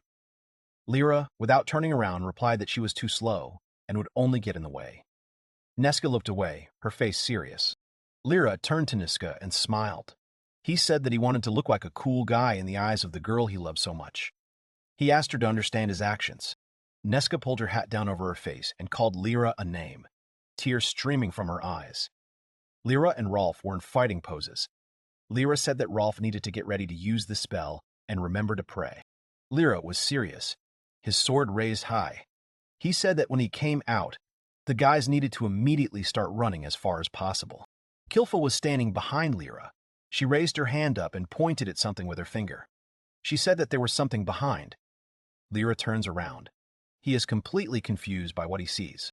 There was a noise around the boys. The birds flew up. Something scared them. The boys looked around. Their faces were full of horror. A bear was already standing in front of Lyra. Another huge bear appears in front of Nesca, from the very direction they were supposed to run. Nazca and Rolf are even more scared. One of the bears opens its mouth wide and starts to roar loudly. Lyra extended his hand in the direction he was facing and shouted that Kilf and Nesca should prepare to escape. Rolf shouted that he and Lyra would hold off those bears. Nesca said desperately that they would die today. There were huge bears standing in front and behind the boys. Shiro started rummaging through his bag. Some kind of weapon was visible at the bottom. He remembered his grandmother's words. She told him that no matter how terrible the situation is, you should never give up.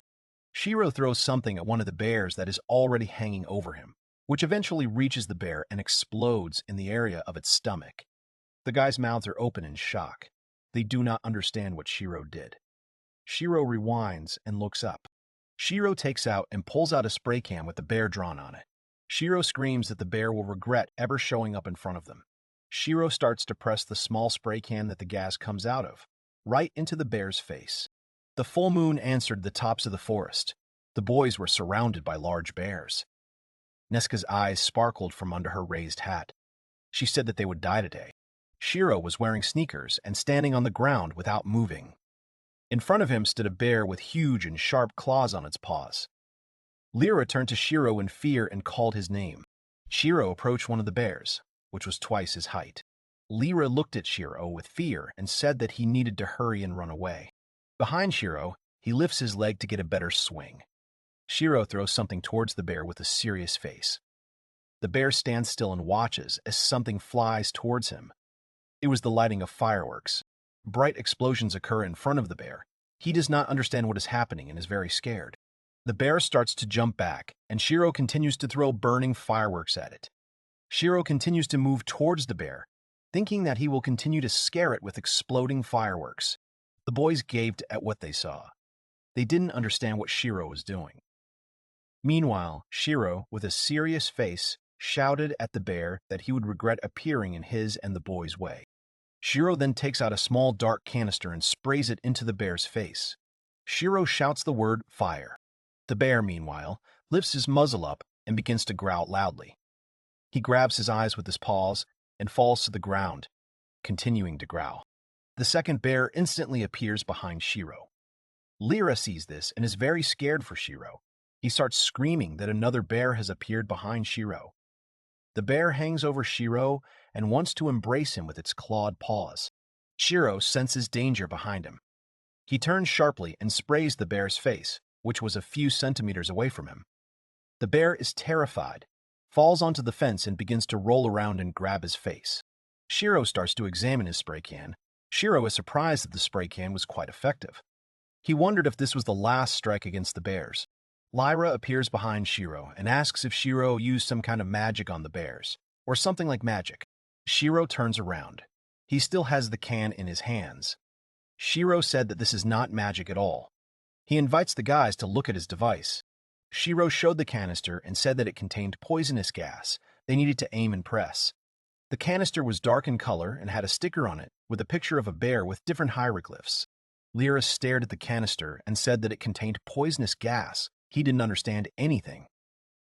Shiro started to walk away from the guys. He turned a little and said that it was time for them to leave here while they had the chance. Lyra waved his hand and asked them to wait. The boys looked at one of the bears, who was moaning and covering his eyes with his paws, and continued to roll on the ground. Lyra asked what this gas is in the eyes and nose of the bear. Isn't it? Lyra's eyes sparkled. An idea came over him. He said that since this had happened, adventurers like them should not miss such a chance. The bear heard Lyra's words. He removed his paws from his muzzle and tensed up, expecting something ominous. Kilf's face lit up. Her mouth opened slightly. Several daggers appeared in her hands. She understood everything. Rolf stood with a serious face. Behind his back was a sharp spear. Neska conjured a shield and thought that they needed revenge. The dark sky hung over the forest. The noise spread. The sun rose. The morning was dawning. The boys defeated the bears. They were pierced by the sword and other weapons. Lyra sat astride the bears. The boys stood nearby and rejoiced. Two bears are lying on top of each other. Lyra jumps down to the ground to Neska and says that they need to hurry and gut the bears. She replied that it would be too much trouble. Shiro looked at the guys and reminded them of Lyra's declaration of love to Neska. Lyra and Neska blushed and perked up at what they heard. They were very embarrassed by the confession that had happened. Lyra and Neska stood next to each other. He looked up and said he had no idea what Shiro was talking about. Neska stood and looked at Lyra. Lyra recalls the events that happened that night and says that Lyra said something about the girl he loves so much. Lyra replied that the first thing they should do is gut the bears and not discuss this topic. Neska stood in front of Lyra and looked at him. He scratched his head and looked away. They were considering how much they could sell the parts of the bears they had defeated. The boys gathered around one bear and began to spend it. Rolf gave everyone instructions. Lyra opened the skin in the right place. Neska collected and froze the bear's blood, and Kilfa worked on the fangs. Lyra squatted down by one of the bear's paws and said that the skin had been removed and now it was the claw's turn. Kilfa pointed to one of the bear's parts, and she asked what to do with the bear's genitals. Rolf sat down opposite Kilf and said that the organs were important for medical purposes, and they needed to be taken too. Kilf, holding a knife, continued cutting off parts of the bear. Shiro took the bottom of the jacket in his hands and pulled it down. He was scared. Lyra stood with his arms crossed and looked at the two bears. one lying on top of the other with his belly cut open. Lyra said that they had to stop there as they couldn't take anything else with them. Lyra looks at Shiro and asks him to listen. Shiro looked at Lyra. He was interested in his appeal. Lyra stood in front of Shiro and said that Shiro and not mind if they postponed the task and returned to the city for a while.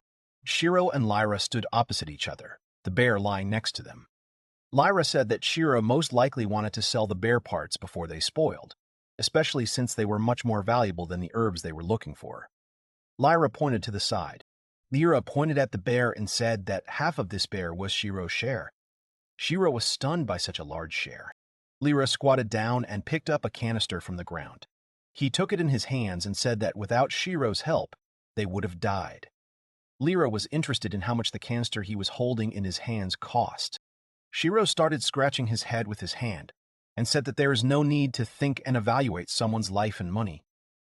Lyra and Kilf looked at Shiro in surprise. Then Lyra smiled, closed his eyes, and said that Shiro is very good. Kilfa's face darkened, and she thought about it. She put her hands to her chest. The next moment, she joyfully raises her hands up and jumps towards Shiro, shouting that he is a good person and she loves him very much. Shiro was shocked by Kilfa's action. Kilfa flies with her arms outstretched toward Shiro. He is scared. Shiro shortens from Kilfa's embrace. She hangs in the air and clasps her arms. She then falls into the bushes and sticks out of them with her feet up. Shiro and Nesca watch Kilfa. Nesca said with a smile on her face that she also had the same opinion as the guys. She thought Shiro was a good person. Rolf joined the conversation with a smile on his face. He said that if all merchants were like Shiro, the world would be a better place. Shiro was embarrassed by the praise from the guys. He awkwardly scratched the back of his head with his hand. He laughed and said that the guys were exaggerating. Shiro stood in front of Lyra and said that he understood why the guys wanted to return to the city. Lyra turned to Shiro with interest. The hero offered to help carry the bear. More precisely, its parts. Lyra was surprised and was about to refuse. Shiro conjured a magical portal with magical symbols in it. It was shaped like an eye. The boys stood and watched, their mouths open. They were shocked by what they saw. Shiro turned to the boys. A conjured portal was hanging in the air behind him. He said that he regretted not telling them about the portal right away. It was an interdimensional storage skill. Lyra nervously scratched the back of his head. One eye closed. The tree branches rustled, and Lyra said that Shiro had nothing to apologize for, since he had saved them earlier. Shiro took the bag from the ground in his hand. He put the backpack on himself. He turned to the guys and said that it was time for them to return to Ninovich. Lyra was surprised. He pointed his thumb back and said that if Shiro placed the bear's spatial storage in the boundary, they could continue their journey for high-quality herbs. Shiro smiled. He was surprised. In the dense forest, someone shouted that they found something. Shiro thought that his journey with the guys continued for 2 more days. Shiro and the guys walked along a small path through the field. The forest surrounded them on the side, and the mountains were visible in front. In the middle of the city street stood a little blonde girl. She was wearing a dress with big buttons. She raised her hand up and shouted that she was glad to see her brother Shiro home. Shiro approached the girl, and they touched hands. Lyra was standing behind him. He asked that she was probably Shiro's daughter. Shiro smiled and stood next to the girl. He said that she helps him in his store. She stood in front of the guys with her hands down and smiled. Lyra stood in front of the girl. He introduced himself and greeted her. Shiro at this time thought that he gave Aina the keys to the store, but she was still waiting for him on the street. The boys approached the porch of the house. Kilfa was hanging in the air above the boys. They headed to the guild to finish the building. Lyra and Shiro enter the house, and Lyra says that they are back. They are met by a girl with ears on her head. She screamed in fear and begged that she needed a little more time, and then she would be able to give all the money. The boys enter the room. Everything in it was covered with wood. In front of them, a girl is sitting on her knees, and in front of her is a man in a hat. Shiro thought that they had plans to help finish building the house. He was interested in what was happening here now. The fair-haired man with small glasses on his nose was furious and started shouting that Emily had been promising to pay him money for 6 months, but this time he was not going to give in. Emily cried and shouted back that she promised to definitely find the money at the end of the month and give it to him. Shiro and Lyra stood opposite each other. In front of them, Emily covered her ears with her hands so as not to hear what the man was saying to her. Shiro wondered who the man was. Lyra answered that he was most likely a materials merchant. Shiro rubbed his hand over his clothes in the chest area. He turned to the man and said that he was a merchant in this city and his name was Shiro. The man turned away from Emily and turned to Shiro. Shiro said with interest that he wanted to know the man's purpose for visiting Emily. Neska and Kilfa stood behind Shiro, listening attentively. The man's name was Gerald. He took off his hat, covered one eye, and said he was a materials merchant. Behind him, Kilfa bent over Neska's magical withering. Shiro and Gerald were talking. Emily was standing next to them. Neska was playing with Kilf. Shiro found out that Harold knew the guild leader who had run away. The guild had huge debts, so he lent them 10 gold. Emily's house was the collateral. The man hit the table next to the contract lying on the table, and Kilf was startled by the unexpectedness. He shouted that if his money was not returned, the building would become his property. There were no other buildings near the house. A path led to it. The house was surrounded by a village. The merchant continued to say that the house and land would barely cover the deposit. Perhaps the deposit could be covered if the merchant did sell the house and land. Gerald looked down on Emily and told her that she had to bring the title deeds. Genduki put her index fingers together and said she didn't want to bring the documents. Gerald calmed down and asked where Emily got such loyalty to the man who abandoned her. He thought the best solution would be to just let him go. 136. Emily hung her head down, her dark hair covering her face. Then she said that loyalty had nothing to do with it. Lyra, Shiro, and Rolf stood nearby and watched. Emily raised her ears and said that this was her place. This was her home and her refuge from the humans who despised her for being a beast. She had found her home, and she belonged to it, which she had found for the first time in all time. Emily said with a smile on her face that this place is filled with different memories, mostly good ones. She doesn't want to lose it. She remembered how she was caught, how they stroked her head on her face, how she cleaned the house and ran from bandits.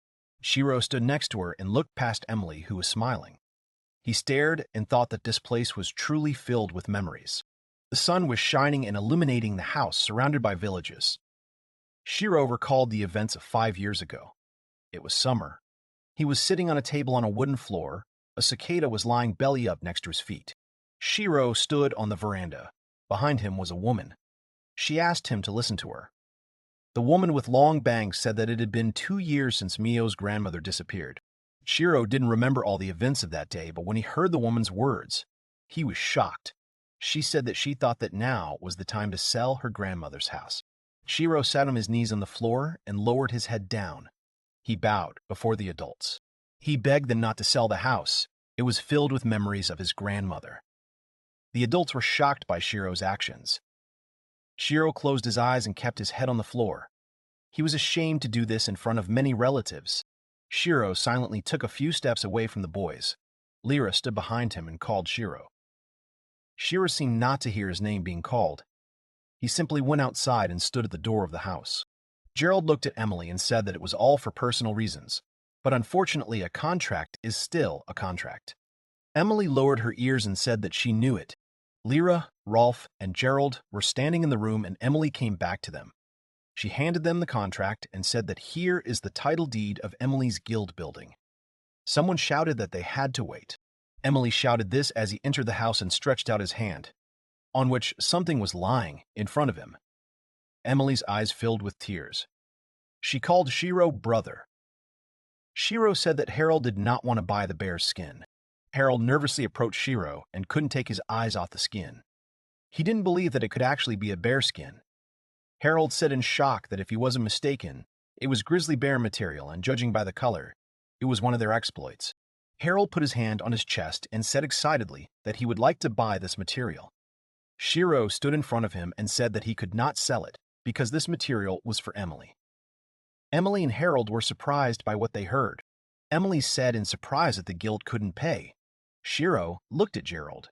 Then he turned to Emily and said dismissively that they could pay later. Emily put her hand on her chest and called Shiro brother. Lyra closed his eyes and scratched the back of his head.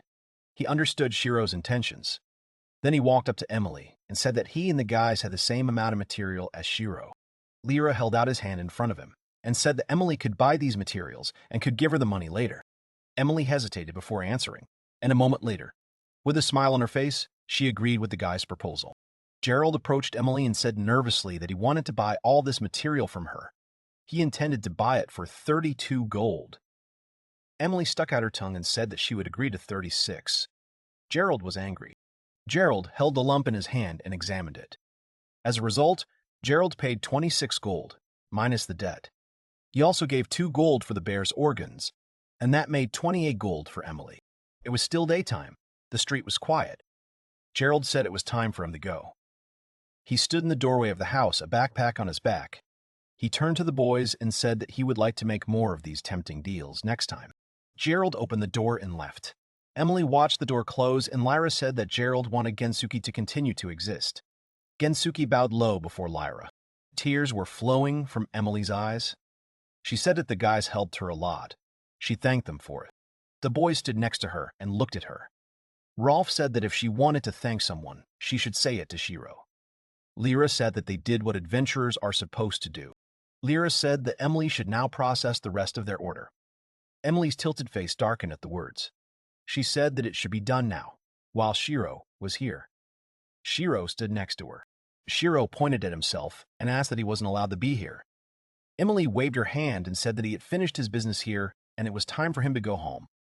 Lyra stood nearby and watched the boys. Lyra said how she was going to handle an escort order without the target being protected.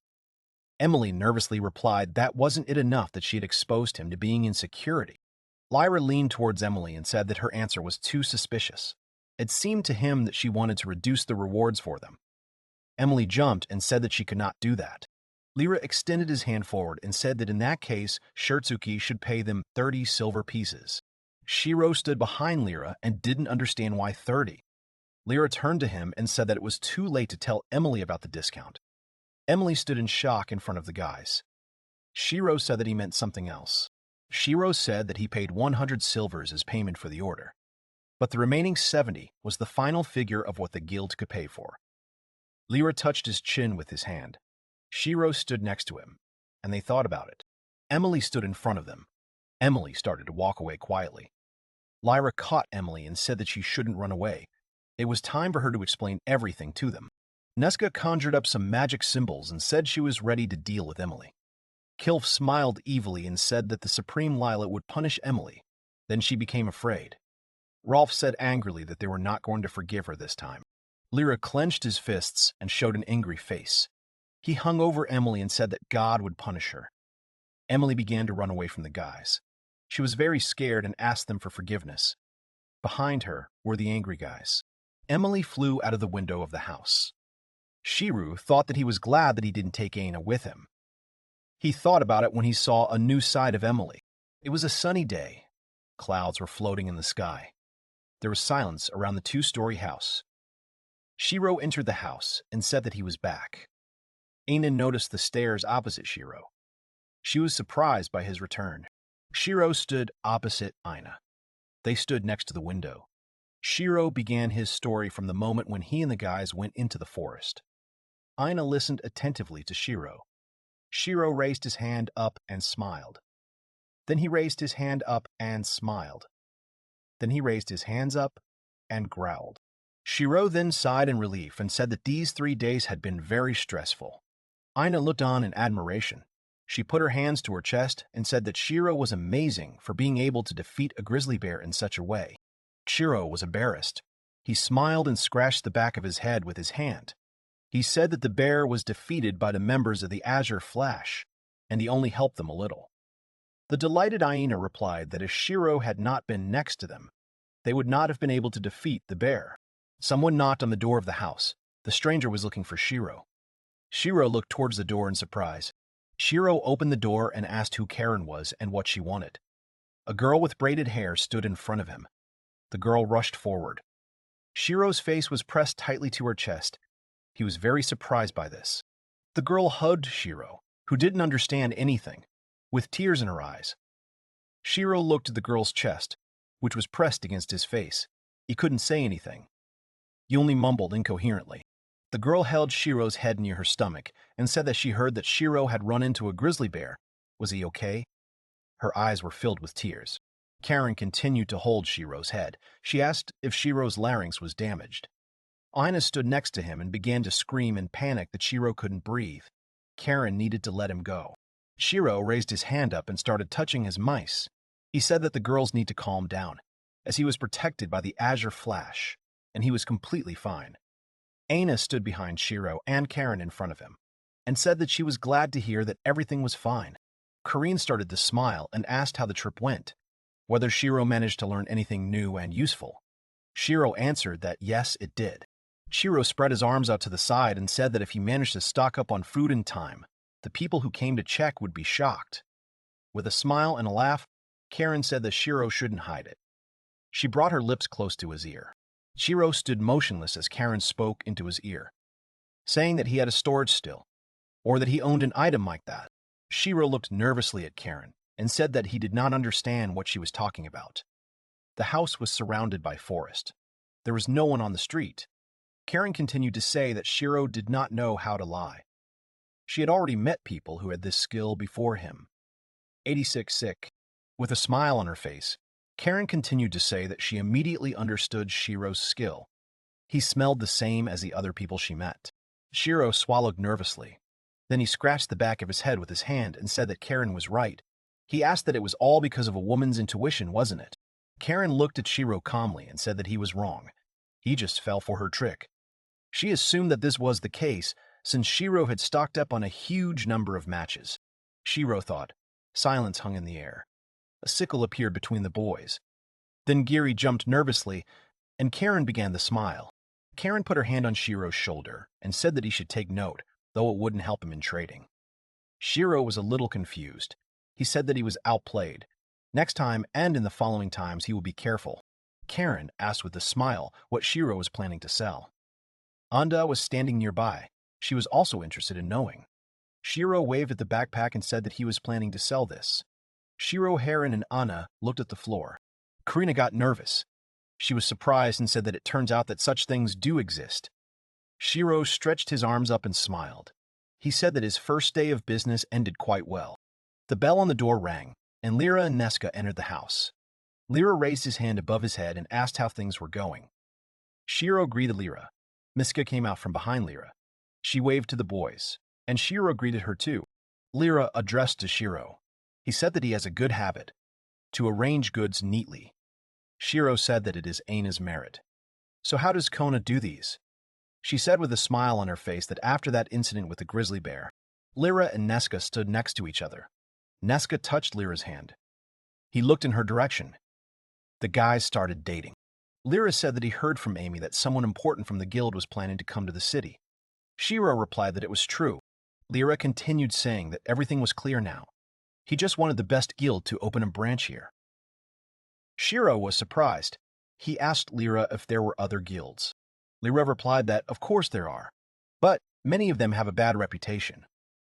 Lyra began to present various amulets with bones and said that there are such guilds as the Tridents of Argument, the Fang of the Devil Dragon, but the worst of them is.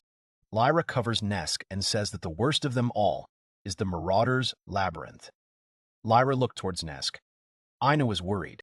Ina brought her hands to her body and said that she once heard the mayor talking about them. She talked about the Marauder's Labyrinth. Ina thought about it. The guys stood silently and looked at each other. Shiro asked worriedly, what could Karen know about the reputation of this guild? Lyra replied worriedly that he didn't know for sure, but he couldn't rule it out. The boys stood opposite each other. Lyra stretched out his hand in front and said that maybe the reputation of this guild is terrible only among adventurers and can only be in their area. Shiro answered that everything is possible. A small town with low houses. It wasn't the world with phones. Something like that is normal here. But the adventurers guild with the worst reputation would head to this place. Karen sat at the table and wrote with a quill. Ina was holding a broom in her hands. She turned around and said that the chairman had been gone for a long time. Maybe he got lost. Shiro's hands were on the table. He laid down on them. His eyes were barely open, and he said that the chairman was definitely in no hurry, even from the neighboring city to walk to them. Shiro continued to say that Karen had been waiting for him at the entrance to the city since yesterday. Karen was frowning and pacing. It was getting dark outside. Shiro said that he, like everyone else, would like the chairman to be here. The big bell rang. Shiro said that the evening bell rang, and Aina's shift was over today. He praised her for her good work. Aina waved. Shiro left the house and said goodbye to Aina. Shiro left the house and said goodbye to Aina. Shiro took the key and said that it was still early, but he would close the store. Someone came to the door of the shop and started knocking. Shiro was on the inside of the door. He was holding the key in his hands. He flinched from the unexpected knock. The door opened, and a girl with long hair and weapons on the sides of her suit walked in. She smiled and apologized for disturbing us at such a late hour. The girl smiled and wore a hat, and asked if she could inspect the goods in Shiro's shop. Shiro offered the girl various things. She looked at everything with interest. Shiro offered her the thing that the adventurers praised, and this one even surprised Karen. There was a bookcase behind the guys. She said that she had heard stories about matches.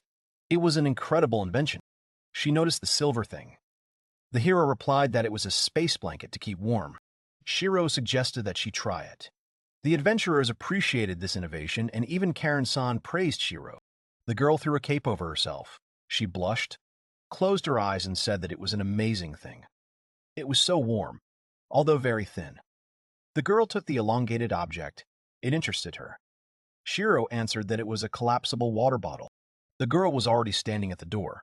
She smiled and said that she was grateful to Shiro for explaining about the goods. But she was in a hurry, and it was time for her to go. The girl left the house. Shiro looked at her and thought that what was the reason for her being in such a hurry? There were trees and mountains above the roof of the houses. Several days passed.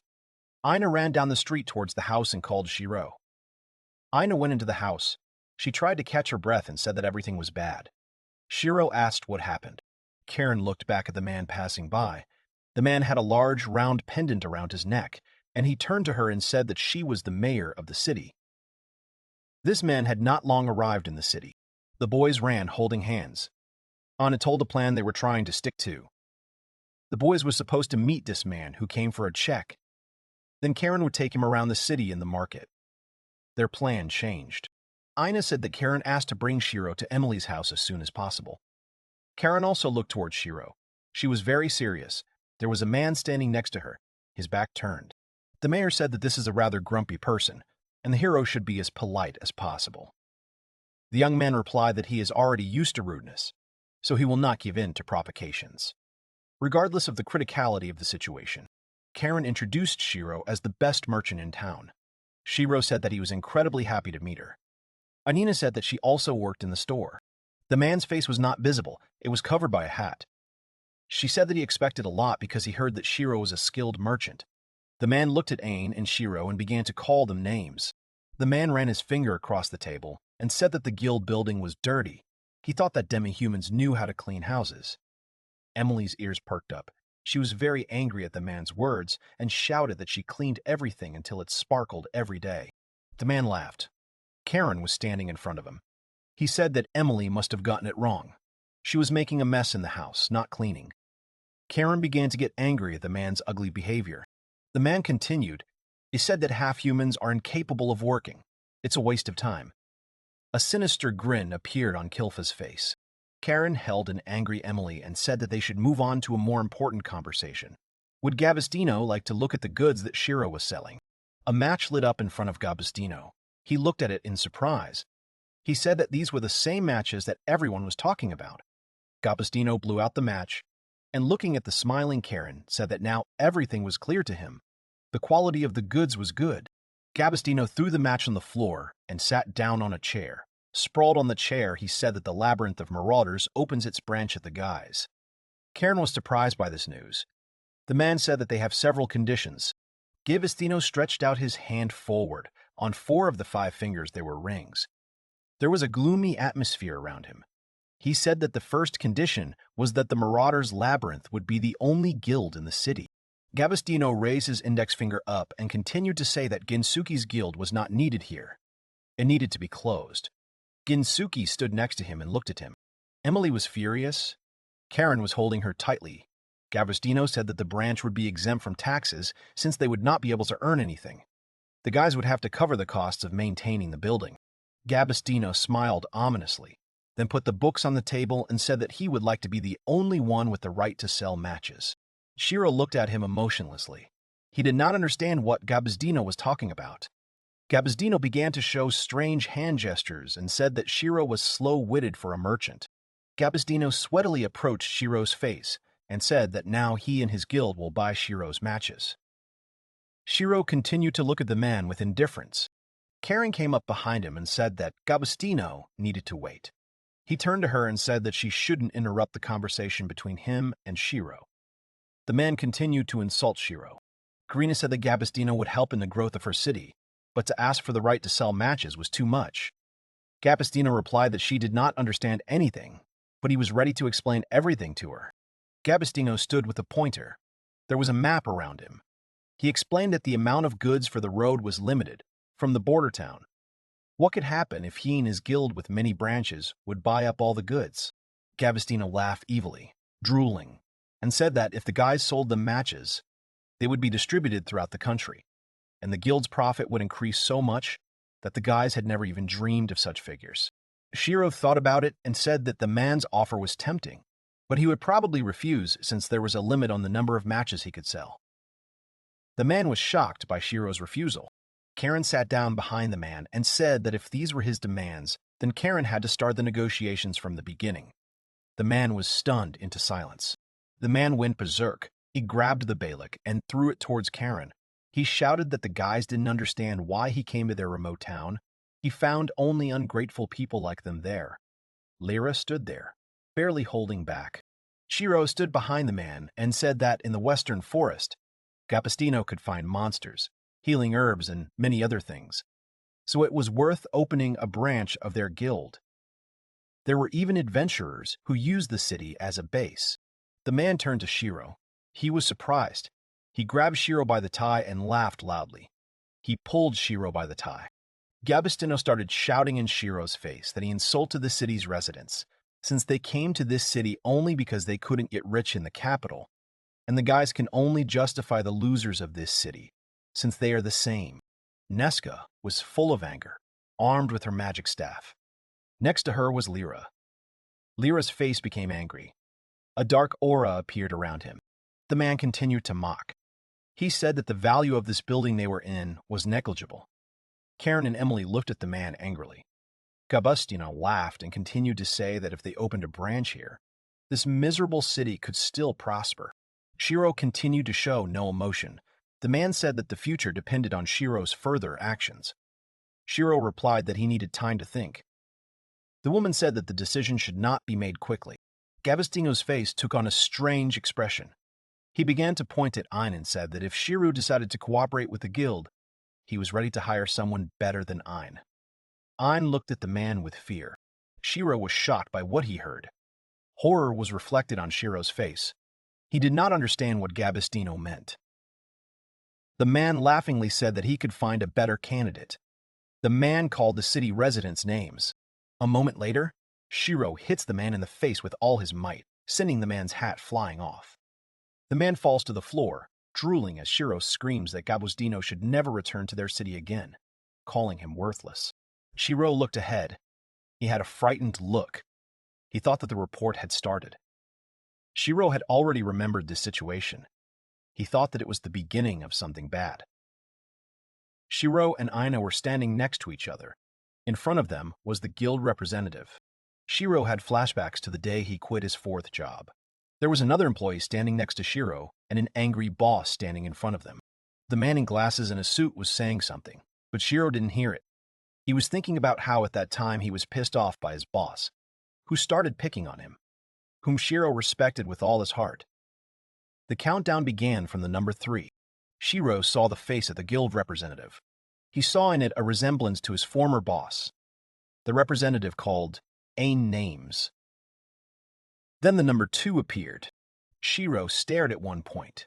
The number 1 appeared, and it was as if something clicked in his head. The windows of the house appeared, and Shiro shouted that the representative should not appear in this house.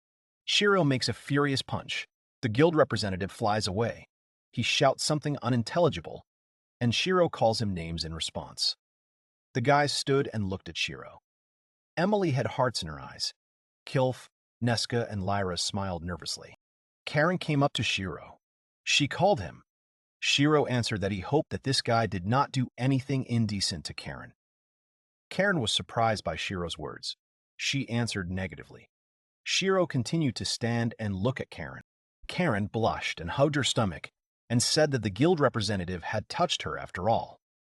After Karen's words, Shiro became furious and looked away angrily. The guild representative Shiro was grabbed by the hair with his hand. A ring was on his index finger. The man was screaming from what was happening to him. Karen tried to calm Shiro down. She said that he should stop. Rolf was standing next to him. His face was frowning. The man was shouting nasty things at Shiro. Rolf shouted Shiro's name. Karen was standing next to him and was scared because it happened so suddenly. Shiro was dragging the man by his hair. Shiro was dragging the man by his hair. Shiro looked at Rolf and Carrie. Rolf, with a calm expression on his face, offered to help Shiro. Shiro turned around completely. He agreed to help. Shiro climbed onto the table. Rolf was held on the shoulder of the man. Shiro recalled that he remembered well the time when he decided to quit. The man was upside down screaming and did not understand what they wanted to do to him. Shiro recalled the forbidden special move that brought the case to court in time, using it on his former boss. Shiro used his special free gift called a soldier. They landed on the floor with a thud, the man's head breaking the wooden boards that covered the floor. The man was sticking out of the floor upside down, twitching periodically. Shiro stood motionless, his head slightly lowered. Shiro said, without raising her head, that he was against bad actions. But if someone dared to say something bad about his friends, Aina looked at Shiro in surprise, her eyes watering, and Karen covered her mouth with her hands in embarrassment. Shiro approached the man sticking out of the floor and shouted furiously that he would not remain silent and listen to nasty things about his friends. Aina ran to Shiro. He was surprised by her action. Aina hugged Shiro and called him her brother. The guild representative jumped to his feet and screamed that Shiro could do something like that. The man's mouth grinned and foam started to flow. He said that Shiro wouldn't get away with it that easily. He would remember those words. Shiro hugged Aina. The representative continued to shout that he was the representative of the Labyrinth Marauders Guild. For what Shiro did to him, he and the entire city would pay. The man was furious. Karen approached the man and told him if she could consider his words as a provocation to war against her city. The man was frightened by the words he heard. Karen continued to say with a creepy grin that as the mayor of this city, she must inform Margrave Basher, who rules these lands, about this. The man, foaming at the mouth, said that the boys had misunderstood everything. He wanted to say something completely different. If the boys gave him the primary right to the matches, then this incident would be forgotten. Before he could finish speaking, he was grabbed by the ear. Shiro grabbed the man by the ear and said menacingly that the man had poor hearing and that he should listen to them carefully and remember their words. Karen and the guard stood behind Shiro. He said that he had no intention of making a deal with him, and if adventurers like this man entered his shop, Shiro would throw them out without hesitation. The man crawled to the door in fear. Shiro shouted after him, asking if he understood everything. The man bowed, sitting by the door, and said that he would buy the matches for any price Shiro named. Shiro closed one eye and said that he intended to continue selling matches at retail. The man looked from Shiro to Karen. He said that in that case they had finished talking about matches. The man held his hand out in front of him and said angrily that they should discuss opening a branch in the city. Karen interrupted him, covering her eyes and saying that it seemed the representative had not realized that there would be no deal. Lyra stood nearby and began to laugh loudly. Karen and the man turned around at the laughter. Lyra could hardly contain his laughter. He pointed his finger and said that the man was so stupid since he was busy eating and did not realize the failure of both deals. The man began to shout, so much so that drool flowed from his mouth. He said that Lyra should be silent, since Lyra was just a poor excuse for an adventurer. After these words, Lyra grabs the man by the throat. He lifts him up and says that all the time Lyra sat quietly and did not say anything. Lyra wanted to know what the representative meant. Lyra held the man off the ground. Shiro extended his hand forward and said that a bad move was a no-go. Lyra responded that Shiro himself had just used that bad move on the representative. Lyra lets go of the man and gives him a kick. Then he said that there is no point in fighting him. The man should leave this place. Lyra shows her middle finger and says that the man should return to his beautiful capital. The man crawls towards the door. Lyra was angry. He said he couldn't calm down. Emily was standing next to him. She was also furious, and Rolf. The atmosphere around them was frightening. Karen said that they should forget about this guild representative, and that the guy shouldn't tarnish their reputation because of people like him. Shiro looked at Karen, and she looked back at him. There was a knock at the door. Lyra looked towards the door. Lyra went towards the door and began to stretch his hand. He said that this man does not learn anything. In that case, he should be taught a good lesson. Then Lyra opened the door and was surprised. There was a girl standing in front of him. The girl smiled and said that she was sorry for disturbing him. She came near as soon as she heard that the mayor was here. She bowed her head. Shiro looked at the girl in surprise and remembered how she had already come to his store and asked about matches. The girl came into the store. Karen came up to her and said that she was the mayor of this city. She was interested in who this girl was. The girl stood in front of all the guys, and then she said that her name was Nay Mirage. She was the ambassador of the Fairies' Blessing Guild. Lyra whistled. He turned toward Shiro, but did not take his eyes off the girl and said that isn't this the largest guild in their country? Karen asked with a serious face what the girl wanted to discuss with her. The girl with a smile on her face said that it was an obvious question. The girl held a scroll in her hands and said with a smile that she came here to ask for permission for the Fairy Blessing Guild to open a branch in this city. Nee stood dressed in an unusual costume. On her head was a hat. On the sides of her waist on the belt were seen 2 swords. Nee stood in front of the guys. They looked at her with surprise and suspicion. Karen said that Nee wants to open a branch of the Fairy Blessing in their city.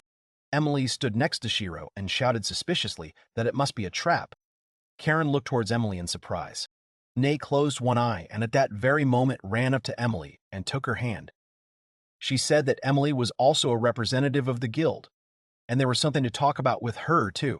Nee approached Emily's face and said suspiciously that if this guild became their branch, Nee suddenly raised her hand and cheerfully said that Emily's salary would increase so much. Emily looked up at Nay's hand with her mouth open. She asked that the payment would increase so much. Nay closed her eyes and dropped her hand forward. She said that at least the payment would increase 5 times more than it is now. There was a stomping sound. Emily ran away from Naya. It happened incredibly quickly. Emily was on all fours with a scary face. She thought that from today onwards, the Silver Moon would become the Fairies' Blessing Branch. Emily wrapped her arms around Nia's leg and said that she agreed to make this decision. This kind of chance could only happen once in a lifetime. Shiro replied that they needed to listen and see everything. There was not a soul around the house. Shiro continued to say that the rest of the day could be spent in his office. Clouds were flying over the houses. Cups of tea were on the table. Next to it was a chessboard, at which Karen, Nay, and Shiro were sitting. Shiro asked why Nay should open a branch in their city. Nay closed her eyes and said that the other day, a group of adventurers from the guild discovered a map of ancient magical civilizations and mysterious continents in a dungeon. Nay held the unfolded map in her hands. Then Nay sat back down at the table and said that it was strange that they hadn't been discovered earlier, but the guild considered it the great discovery of the century. Naya looked straight at the guys, and they listened carefully to our conversation. She said that the most important thing from this map is right here, where the guys are. Nay hit the table on which the map lay, and said seriously that to the great forest to the east of Ninrik, she realized that the kingdom of ancient civilizations, temples, labyrinths, and many other creatures in great numbers. Karen jumped up, her eyes sparkling, and said that it was definitely true and what it could mean. Nai pointed her finger at the map with the figures of armed monsters. She said that the reason why the labyrinth marauders wanted to open a branch here was because they wanted to monopolize the traces, the possession of information. Nay dropped one of the figurines and laughing. She said that, as usual, they were denied funding. She moved the fairy figurine and said that they decided to channel the power and strike at the capture of the noble trace. Nee's mouth dropped open and she raised her hand as she continued to say that they had determined that Ninrik would be the perfect base to take over. Shira looked at Nay in surprise. She looked at the figurine with ears and a spear and said that in the city there is only one guild, Silver Moon. A figurine with a spear and a fairy stood on the map. Nay said that if they became a branch, there would be no need to build a new house for the guild, and they could start working on it right away. Nei said that there was another reason. The existence of Shiro's shop in the city. Shiro was surprised by her words. Nei smiled and closed her eyes. Nai remembered going to the store and said that all the goods in the store were wonderful. She was sure that it could help adventurers. Nei rose from her chair and said that the guys should consider placing her guild in their city. Karen thought about it, and with a serious face said what conditions the guild plans to put forward for placing them in the city. Nei was surprised by what Karen said. She leaned towards the guys, Shiro smiled, and Karen nervously closed her eyes. The guys told about the man from the Marauders Guild. Nei put the cup on the table and shouted that it was impudence. That is, she could not only create a branch but also make demands. Shiro and Karen stared at Nei. Shiro smiled, and Karen crossed her arms as they talked about the horrible behavior of the man who called them names. Nei said that now she understood what the guys were talking about. She went to the sofa where the guys were sitting. She said that the guys can be sure that if they agree to open a branch, then there will be no need to build a guild house. Nei approached Karen and said that she would like to ask for labor to build a hostel where adventurers would live and secure the land for them, for a fee. Karen touched her chin with her hand, then extended her hand to Nei and said that they had agreed. Nei beamed with joy. She grabbed Karen's hand and expressed her gratitude for her agreement. Emily stood on the roof of her house and shouted that 5 times more. Thus, Silver Moon became a branch of the Blessing of the Fairies, the #1 guild in the country. Clouds floated over the house, and several days passed. Shiro thanked the customer for his purchase while sitting at the table. Aina stood lost in front of the door. Shiro got up from the table and called her.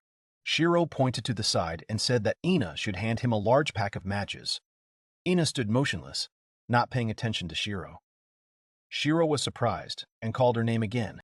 Shiro came close. He leaned towards Aina and called her. She woke up, and with a smile on her face asked Shiro if he needed a broom. Shiro said that he needed big matches. Aina went to get them. She was standing at the table in front of the shelves with goods. Shiro asked her to clean up the store. Shiro asked Aina in surprise that everything was okay with her. Lately, she often had her head in the clouds.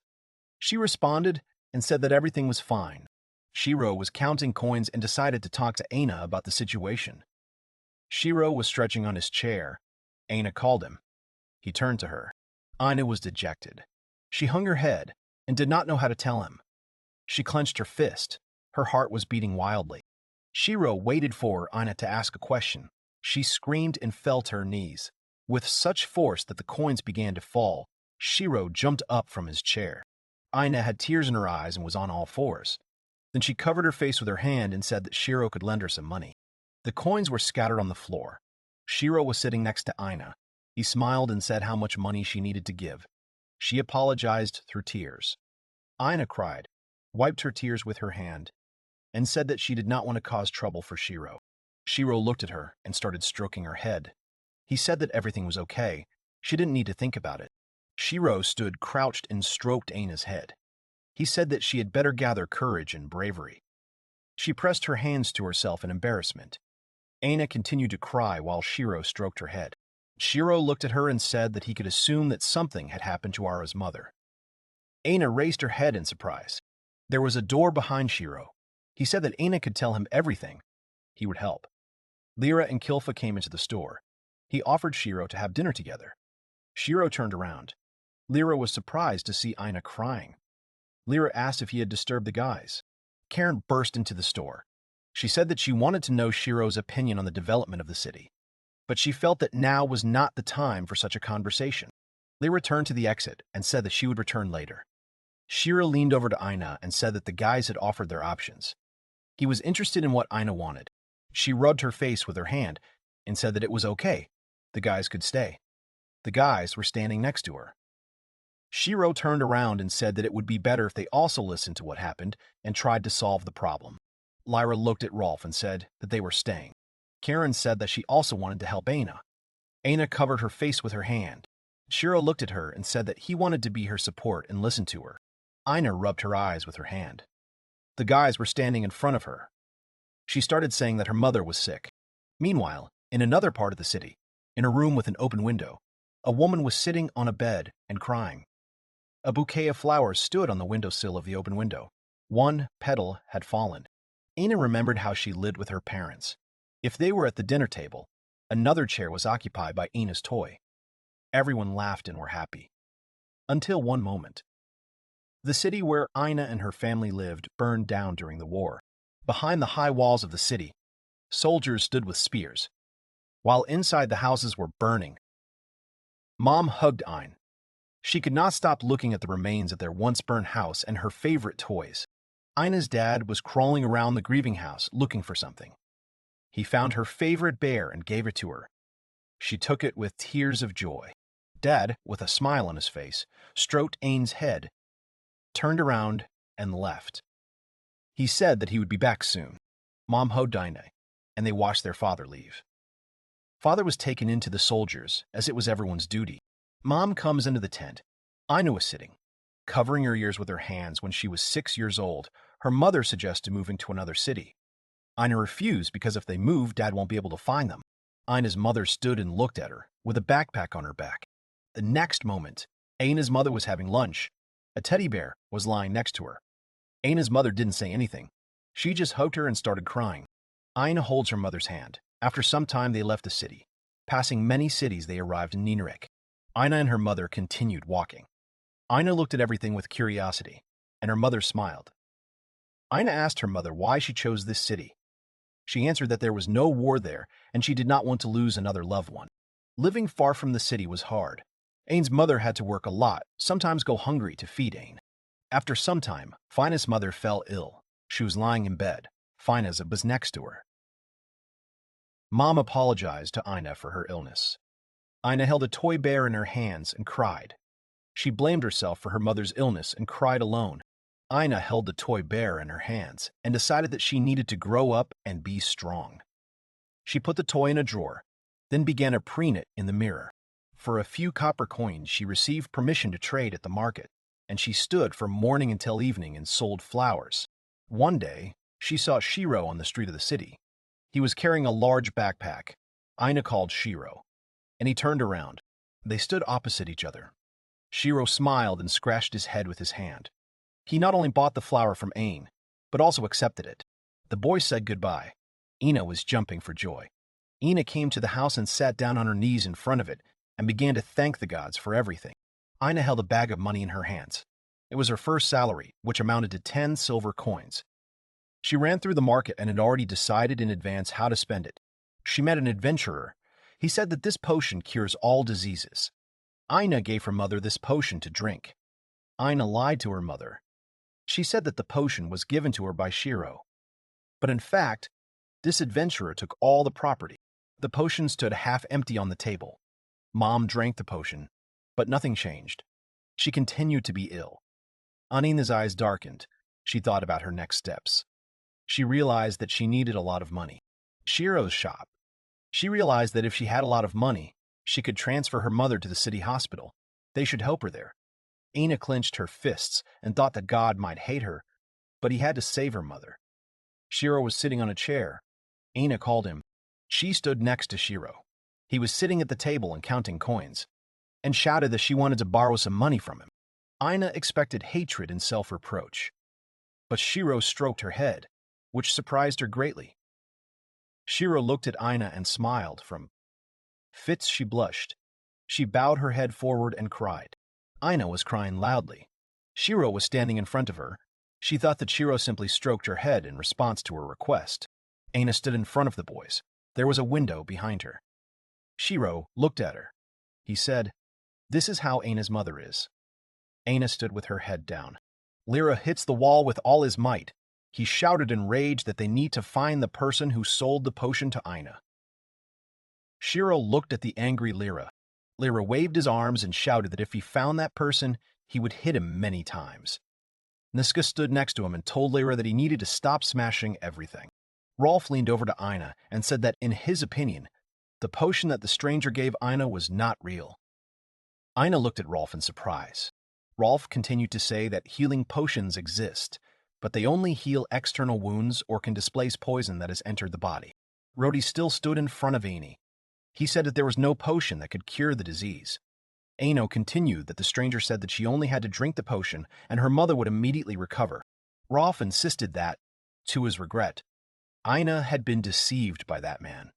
Aina, without thinking twice, said that she had fallen for the stranger's cesspool. Aina got angry, and tears appeared in her eyes. She was ready to cry. Shiro stood radom and watched what was happening. Lyra kicked the table with all his might. It flew into the eye, shards flew in different directions. Lyra turned to Rolf and said that he was taking the order to find that merchant. Niska and Kilfa gathered with Lyra. Evil Lyra went to look for the criminal. Kilf and Neska went to spare him. Shiro and the others decided to visit Aina's mother. Shiro and the others walked along the road. Shiro remembered Aina's words when she told him about her mother's illness. She was rotting alive. Aina said that she learned about the disease from her grandfather at the drugstore. Karen replied that, as she had suspected, Aina's mother was indeed suffering. Shiro walked up the stairs and called Rolf to follow him. Together they walked up the stairs, and Shiro whispered to Rolf what this illness meant. Standing on the second floor, Rolf said that as far as he knows, with this disease, body parts rot and the life force gradually burns out. There is one doctor who studies this disease, but even he does not know how to treat it, so most of them die. The boys approached the house. Aina said that this was her house. Shiro thought that Aina was getting to work from such a suburb. Karen stood silently. Aina sighed heavily. Aina opened the door with a happy face and said, "Mom, we've arrived." Aina held Shiro's hand and said that he needed to come in and meet her. The woman looked very much like Aina. She was lying on the bed, covered with a blanket. She said her name was Stella. She was grateful to the guys for taking care of her daughter. Shiro perked up and said that there was no need for thanks. The woman sat down on the edge of the bed and said that she apologized for her appearance.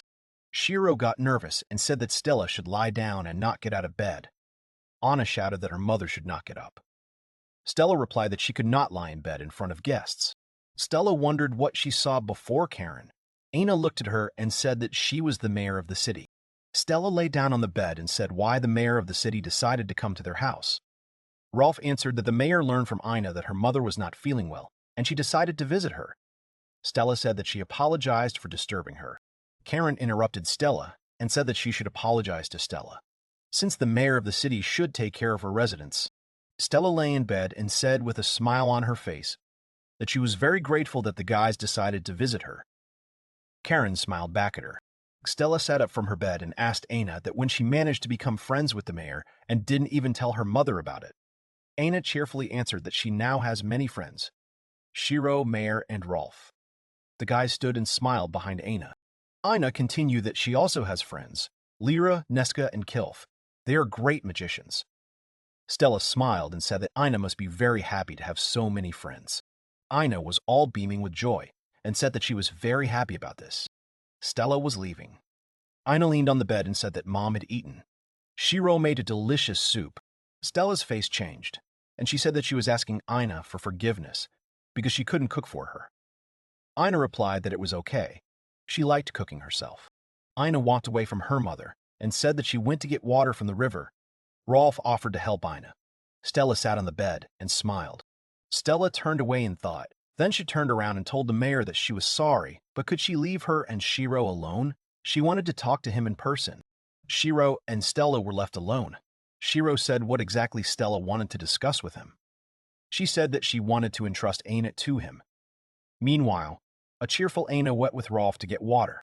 Stella sat on the bed and looked at Shiro. She said that after her death, could he look after her daughter?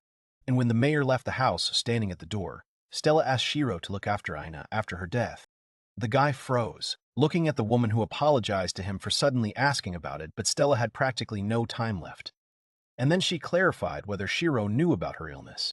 The boy agreed with the woman. She asked if Aina cried while she was talking about her. And Shiro agreed again, remembering that moment. The woman sighed in annoyance. She thought so. Stella saw how her daughter tried her best to help. And as her mother, it was very painful for her to watch Aina's efforts.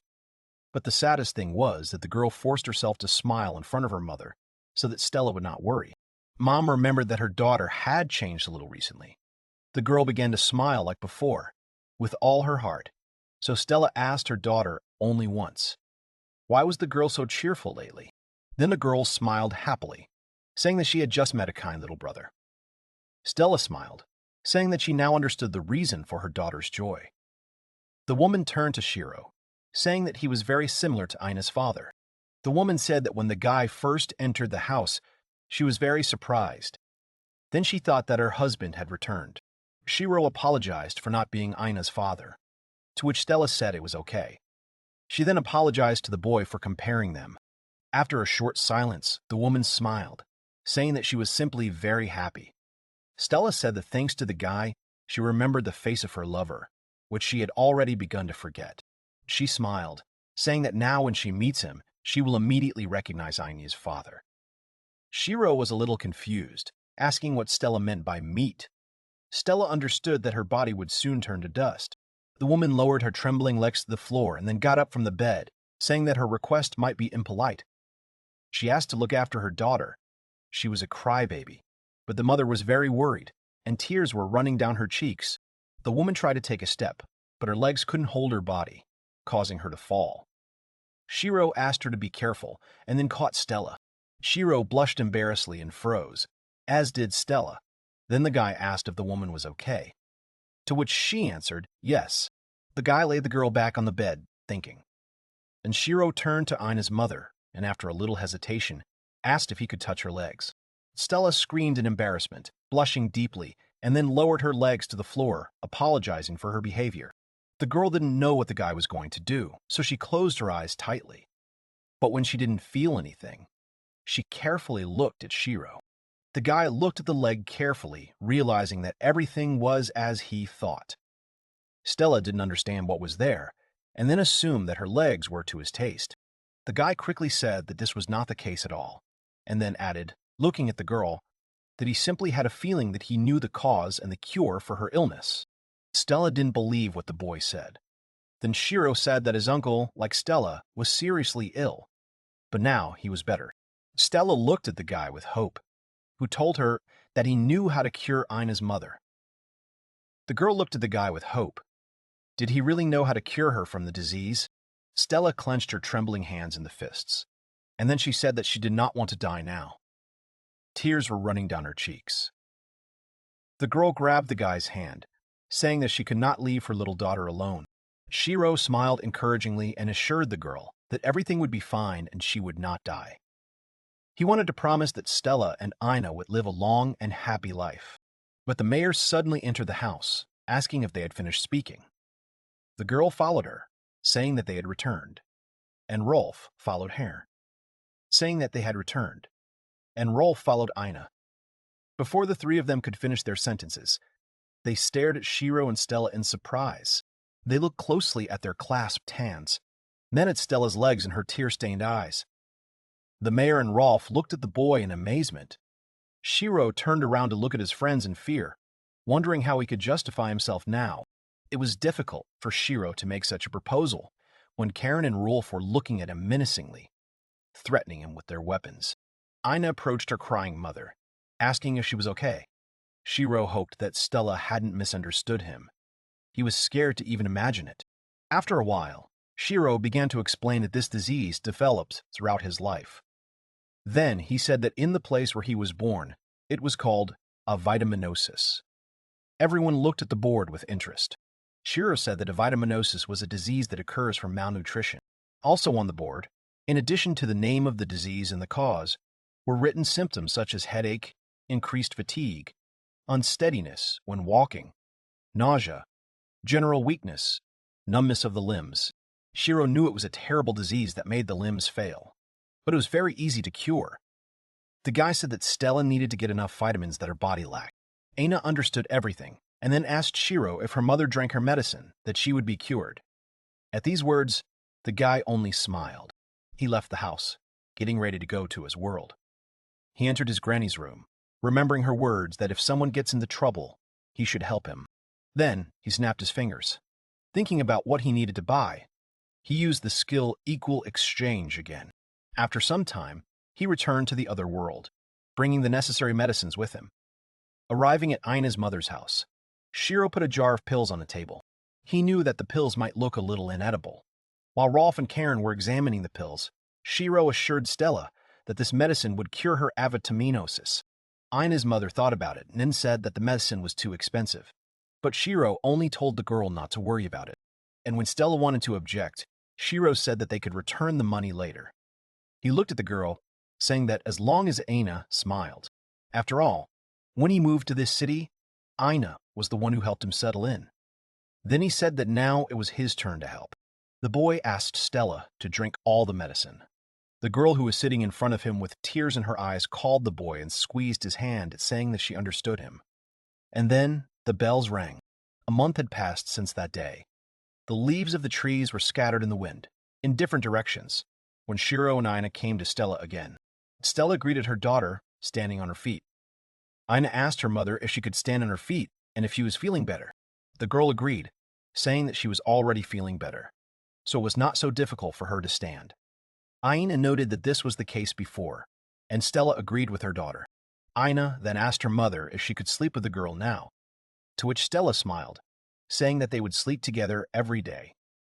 The girl then moved from her place right into her mother's arms, calling for her mother all the time. Stella, with tears in her eyes, asked her daughter for forgiveness for making Aina worry all that time. And then she promised that they would always sleep together from now on. Shiro smiled and quietly left the house, closing the door quietly behind him. Now he could say with complete confidence that he was able to do it. Sitting on the balcony and admiring the sunset, the guy sipped his drink, thinking that now his good days would begin. Noting that this was the first good day, Stella had fully recovered thanks to the vitamins, so Aina bragged to the guy that now she couldn't sleep because she had been talking to her mother all night. She was happy because they had fun. Aina shared everything with the couple. She also told Shiro that she cooked nasu soup with Stella. She also said that they picked flowers and looked at a cat, and Shiro thought that Aina looked great, and that was the most important thing. Now, the Adventurers Guild Silver Moon officially joined the Guild of Fairies Blessing and became its branch. In addition, the Blue Flash Squad also joined the fairies. At the same time, powerful adventurers from all over the world began to come one after another and explore the forest. On top of that, Shiro had earned nearly 50 million yen in the last 2 months, and if he continued to earn at the same rate, he would be financially secure and able to retire early. And while he was thinking that this day would soon come, he did not notice how Karen approached him. She then asked what day was coming soon, startling Shiro. The mayor then sat down on a bench, greeting Shiro, saying that the evening was quiet and beautiful. Having brought his breathing back to order, pressing his hand to his chest, the guy thought that his heart would jump out of his chest from fear. Karen laughed and then apologized.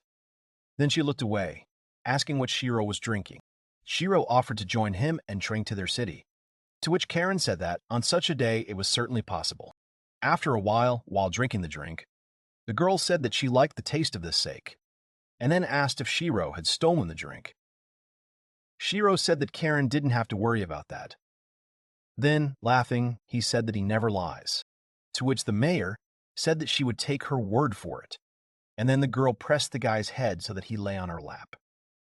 The guy, frightened and embarrassed, asked her to stop. Karen leaned forward, advising the boy not to be so obedient if his words were true, to which Shiro said that the girl had drunk too much. Sighing, Karen said that the guy could move to their city, for which he thanked her, continuing to lie on the girl's lap. Karen stroked his hair, saying that it was not a reward. She just wanted to say that the guy did not have to be shy, and he could ask the girl for anything. The guy sat back down and said he didn't need it. He just wanted to do what he was good at. The mayor understood him, but then said that he was a man, and even more so, a hero, about whom songs were composed. Shiro asked to wait a minute, saying that he did not need to be treated like a hero. After all, he was just a greedy man for money. But then he said that he grew up with his grandmother, and she always told him that if people around a guy get into trouble, then he should definitely help them as much as he can. And then, they will definitely help him if he gets into trouble. While listening to the story about Shiro's grandmother, Karen asked what his wonderful grandmother's name was. Then the boy looked at the mayor, saying that his grandmother's name was Arisa Kavami. The girl repeated her grandmother's name with interest, and then she grabbed the guy, asking if he was the grandson of that immortal witch Arisu. The guy didn't understand what the girl was talking about and what his granny had to do with it. Then Karen said that he probably didn't know that there were almost no foreigners on their continent, and few people had met the witch in person. Shiro asked the girl to wait a little, But she went on to say that Karen first met the witch Arisa at a harvest festival. She suddenly appeared in town, drinking sake and dancing. Shiro didn't understand, because it was impossible. His grandmother had disappeared 7 years ago. But Karen said that she remembered the previous year well. Then the immortal witch Arisu showed the girl the legendary sword of Mel Gibson's demon, which was made from pieces of stars. The guy extended his hand forward, asking the girl to wait because he needed to process too much information. The boy thought about it, remembering that he had found a letter in his granny's room. He remembered reading her letter, in which Arisu asked her grandson for forgiveness. She apologized for not telling him that 80 years ago she was a witch who came to Japan from a world called Rufardio. And then all the details came together in the boy's head. Then Karen asked if Shiro knew about the sword of Mel Gibson's legendary demon. And the guy froze, remembering his childhood. He then asked his grandma who the man on the poster was, to which his grandma said it was her favorite actor in the world, whose name was Mel Gibson. Karen then wondered if Shiro's grandmother could be that witch, and then agreed with it, because she had never seen such pills and items brought by Shiro before. The girl then asked if Shiro had met his grandmother yet, to which the boy replied that it had been 7 years since he had last seen her. He then asked for a minute. He walked to the edge of the balcony, took a deep breath, and then shouted at the top of his lungs whether his granny was alive. And then an echo came from the mountain. He returned to the modern world again, and sitting on the floor of his grandmother's house, he said that he didn't think his grandmother was still alive. He looked at the photo of his grandmother, saying that with that pose and face, Granny was not trying to understand other people. Then, getting up from the floor, he walked towards the portal, saying that he believed that she would come to the harvest festival. The day before, when Shiro was on the balcony with Karen, the girl realized that immortal Arisu was Shiro's grandmother, who silently disappeared without saying a word to the boy. Then the mayor said that if Shiro decided to go look for his grandmother right now, then she would understand him. Then she suggested that he stay in the city, because since the witch had appeared at the last harvest festival, she could appear this time too. The boy understood what the girl meant about him staying until the harvest festival. Karen said that this year would be the 120th anniversary, and since she was the mayor, she wanted to make it a proper spectacle. There were 2 months left until the harvest festival. That day, Karen offered to help the guy organize the festival. She didn't have to ask the guy twice because Shiro loved festivals, so he immediately agreed. He wanted to set up his own booth at the festival, but he was sure there would be many food booths. Shiro wanted to set up a goldfish booth, but he was sure there were no goldfish there. Then he thought of making a shooting range, but there would most likely be people with bows or throwing knives there too, so that idea also flew by. Then he thought about the lottery, but that was just a scam, so that wasn't a good idea either. Shiro sighed. He didn't think setting up a tent without food would be that difficult. The boy knew there had to be something suitable. He began to recall his childhood memories. He froze, remembering one interesting thing. This was exactly what he needed. He remembered about cameras. The girl looked at the objects in front of her with interest, asking the boy what was lying on the table in front of her. Shiro was glad that Ainia asked him about it. Then he answered the girl that these things were called cameras. He said that these were amazing items with which he planned to make a new product to sell. The girl did not quite understand what the guy was talking about. Then Shiro thought that it was easier to show than to explain in words. Taking one of the cameras in his hands, the boy asked to look at him. He caught a good shot, then clicked the button. After waiting a bit, the guy took a photo of the girl out of the device, showing it to Aina. The girl was surprised looking at herself. She did not understand how Aina could be inside. The girl asked how she could shrink and fit inside. Then he explained that the camera was a magical object that could depict pictures, people, and things happening in the blink of an eye. And then he suggested that Aina try it herself. Shiro asked Aina to smile, and then took some wonderful pictures of the cute girl. Aina happily looked at her photos, which made Shiro happy. Then the girl took the camera in her hands and took a photo of Shiro, following her friend's advice. She clicked a button and then handed the camera over. Aina wondered if she had succeeded, to which Shiro, looking at the girl's work, said that everything had turned out great. Then Aina suggested to the guy to make more cards with Shiro, to which the guy agreed and began to pose as a model. After playing with the cameras for a bit, Shiro said that was enough, suggesting that they stop there. The girl asked why, to which Shiro showed her another camera, saying that it was called a Polaroid. And while the girl was looking at the cameras with interest, admiring the fact that there were many of them, Shiro suddenly clicked the button of the Polaroid, catching Aina off guard. The guy was happy that he caught a girl with a strange face, while Aina was unhappy with such a photo. But then the girl called the guy, and Shiro also unexpectedly took a picture of him, happy that she was able to catch him too.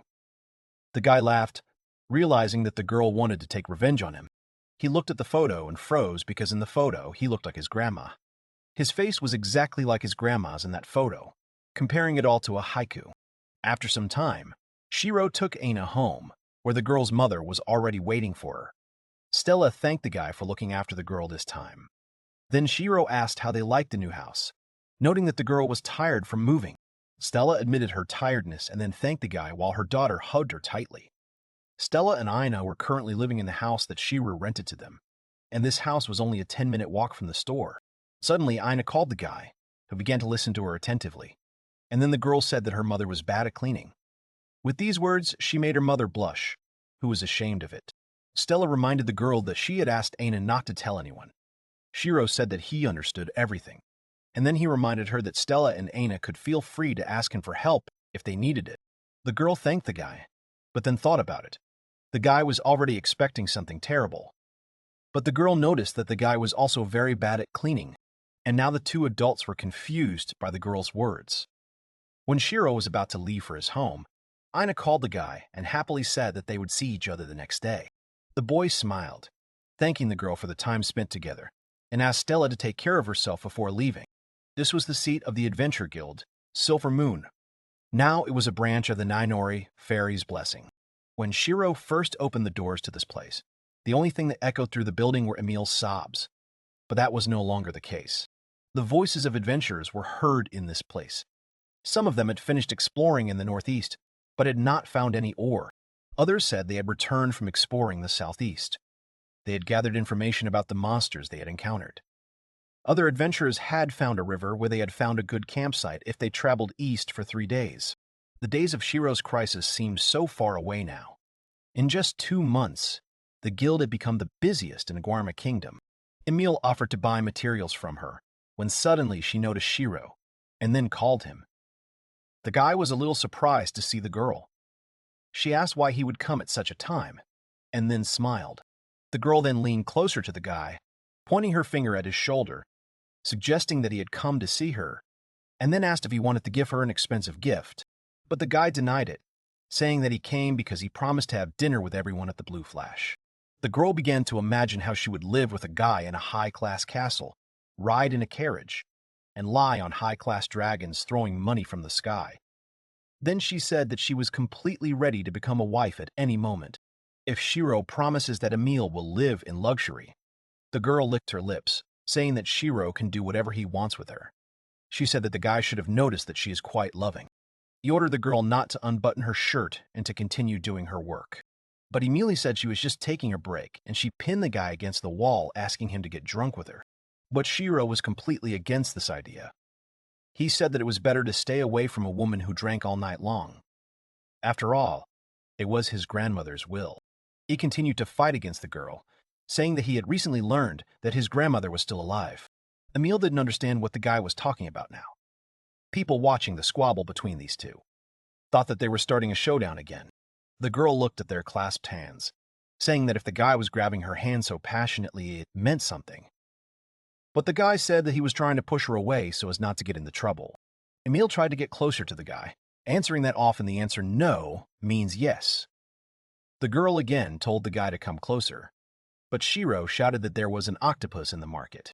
Suddenly, a silhouette appeared behind the girl, and then the girl, with one kick, pushed Emil away from the guy, sending the girl into the octopus trap. Kilfa smiled at the boy, asking if the boy was okay, while Shiro looked in awe at his salvation. They arrived at the guild bar. All the adventurers were sitting at the table, drinking drinks. Shiro was crying to Kilfa, happy that the girl had saved him. Then at the table, they explained that when the full moon approaches, the rabbits begin a special period. Emil thought she didn't have it. To which Nezuka said that the girl was persistent towards Shiro, and that was a sign of an unhealthy relationship. Rolf agreed with the witch, saying that the girl tried to pick the unattainable fruit without any effort. To which Emil said that she was close to winning. Then everyone was a little surprised that the girl had forgotten to sit at their table and eat with them. But Shiro was drawn to a voice. A seeker named Mojito Canhead was looking at another seeker furiously, asking if he wanted to fight since he had already gotten into one. The second seeker, Wise Whip, said that it was the job of the wise to discipline the idiots. So they decided to fight each other. One of the observers said he would bet 5 silver coins on the bully. Another said he would bet 10 silvers on the masked man. Shiro wanted to get up from his seat, saying that they had to stop the fighting, but he was stopped. For adventurers, such fights were just a greeting. Also, in such a place, everyone with plans that were ruined gathered. Shiro understood what his friend was talking about. Then he said that all the seekers here were elites who had gathered here to search for ruins. In other words, they were all first-class veterans. It had been 2 months since this place became the fairy's blessing, but no one had been able to find these ruins yet. Therefore, the searchers were sad. That was the whole point. What was worse, there was no entertainment, and they were in the jungle, was nowhere to blow off steam. There was nothing they could call entertainment in Ninorish. And while Shiro was explaining everything, Emil, who was under the table, called the guy. Shiro looked at the girl with displeasure, telling her not to start unbuttoning her shirt. The girl replied offendedly that she would not do this in public. The guy thought that Emil had done this before. Then she went on to say that when Lear said the word entertainment, he meant something completely different. The guy didn't understand what the girl was talking about. Emil looked at Shiro, saying that he was a little stupid. Then she pressed herself against the guy, saying that if they were alone in the store, then everything would be perfect. Hearing this, Nesuke kicked Lear's foot with her heel, causing him to scream, saying that there was no reason to do this. Emil laughed, asking why he was panicking so much. Nesuke then asked the boy not to say such embarrassing things, to which Lear angrily said that the only one who said that was Emil. He then sighed, calming down a little, and said that he had no experience in that activity. But he didn't have time to finish when Nesuke stepped on his foot again. Lear screamed again in anger, asking the girl to stop stepping on his foot with her heel. And while they were talking, the fight was already coming to an end, revealing the winner. Then someone asked what was going on with all the noise. Everyone looked at the guildmaster who entered with fear and said that there should be no fighting in her guild. She asked if that was true, to which everyone responded with a denial. And then they promised that no one would do it. The girl then walked up to the table where Shiro was sitting, asking him if she had shown something unsightly. Shiro thought that she had leadership. Then she looked at the ears sticking out from under the table, and then turned with a smile to Emil, who frighteningly hit the back of her head on the table. Master asked why the girl was hiding under the table. Emil tried to come up with an excuse, but the girl warned that she would not tolerate any excuses. Then the guildmaster dragged Emil out of the bar, and she screamed for Shiro to save her, because his future wife was in trouble. The rabbit screamed to be forgiven. If only they wouldn't burn her salary.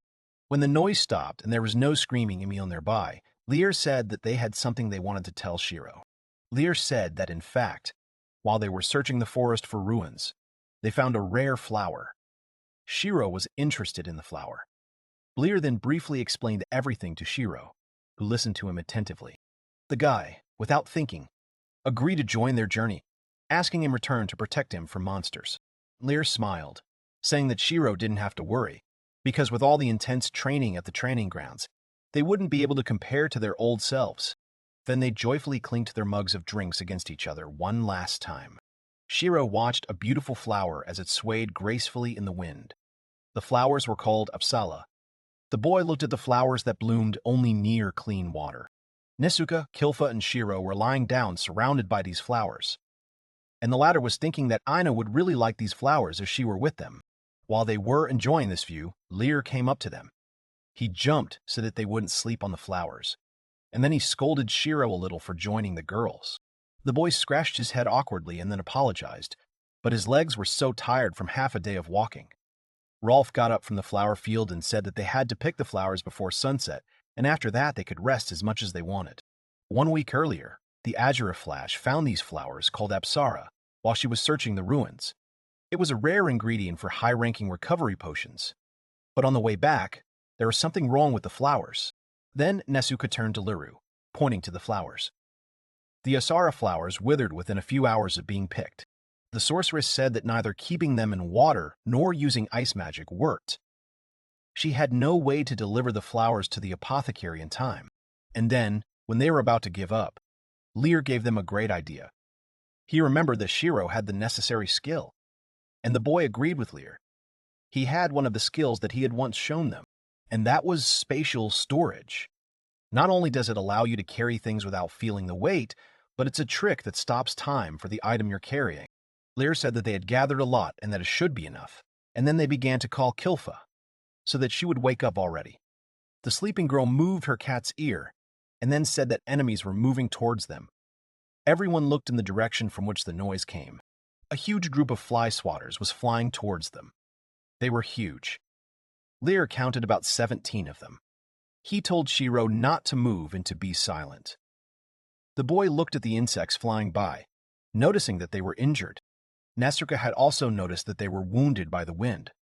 Rolf also thought that, given the blood's coagulability, they had probably fought with others.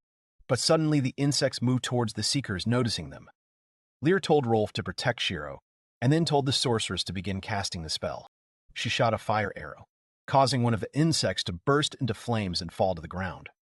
Rolf told the boy to stand behind him as the insect flew straight at them. But Kilfa threw her sword towards the enemy, but the weapon bounced off the insect. All the attackers flew towards Kilfa. The cat girl called Neska, and she used a fireball, causing the insects to catch fire again as they fell down. Shiro realized that the insects were vulnerable to fire. He then ran to the side, taking out a canister from his pocket. Rolf shouted after Shiro, but he thought that the bear spray wouldn't work on the fly swatters. He told the seeker that it was okay, and then lit the lighter as well. He held the flame to the spray, pressing the spray button. And after he got an improvised flamethrower that started burning insects. Ralph was surprised, asking if Shiro was a sorcerer, to which the guy said the seeker should act. He understood and then struck the insect with his weapon, causing it to fall. Lear encouraged everyone and told them to continue in the same spirit. They continued to fight. They had 6 fly swatter bubs left to destroy. Shiro watched his friends, noticing that they had become stronger after training. Suddenly, someone shouted to be careful. Now the insects started to attack Neska. Shiro wanted to use his improvised flamethrower. It wasn't very good, because the enemies were too close to the girl, and Shiro couldn't use it without hitting Neska. The guy got angry, and seeing that the girl was no longer able to cope with the insect attack, he ran to Neska, pushing the girl away, and then told her to be on guard. And now the insects were chasing Shiro. Everyone screamed the boy's name in fear as an insect attacked the boy's back, preparing to attack the boy. The beetle grabbed the boy in its paws, trying to bite him. Then Lear told the boy to run to the river and jump in. And as soon as he jumped into the water, the enemy let go of him. But the guy started to drown. He started to fall to the bottom. Neska began to read the spell, trying to save the drowning boy. And then Shiro's hand appeared above the water again.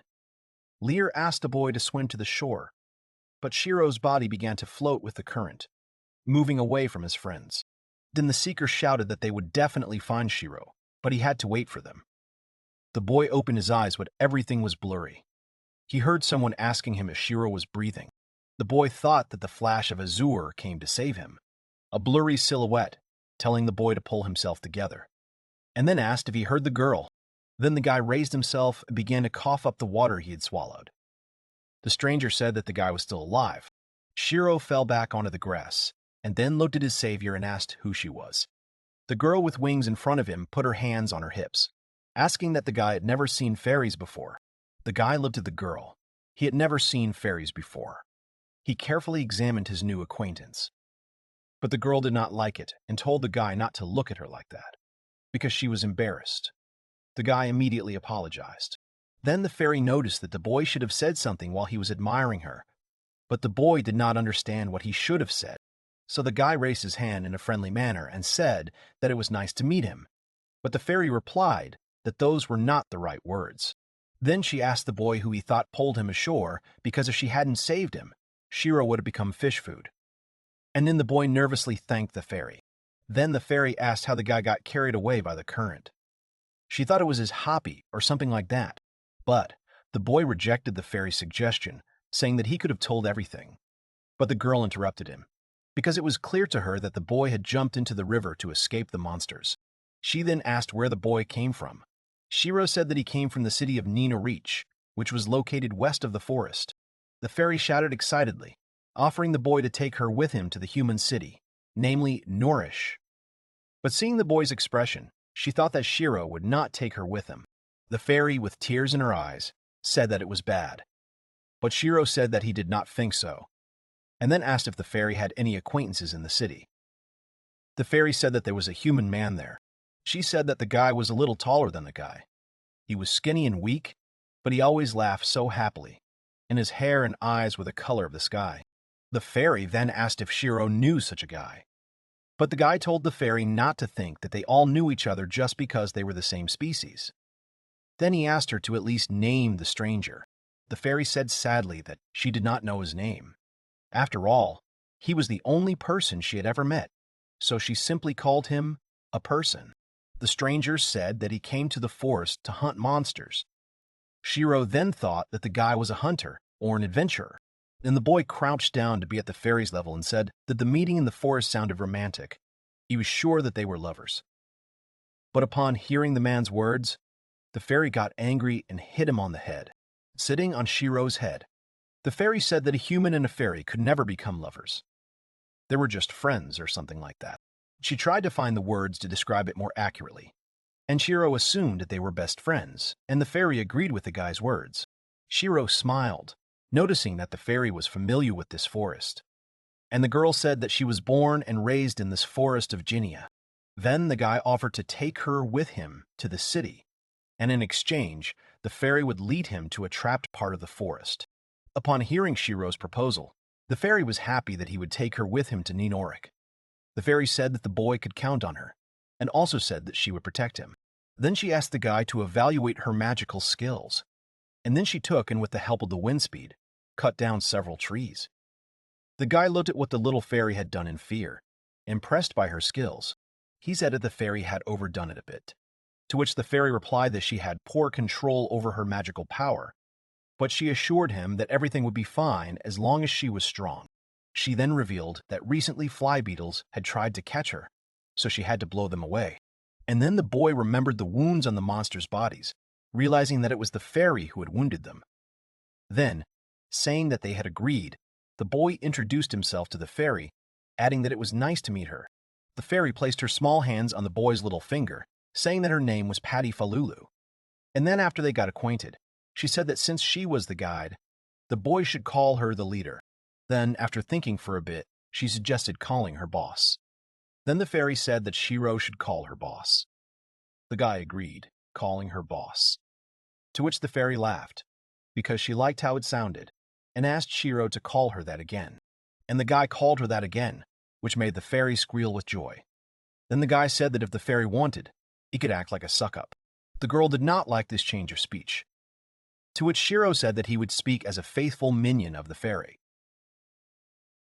But the fairy forbade the guy to fawn on her. Then he asked how about acting like a gangster. But Patty said that was also forbidden.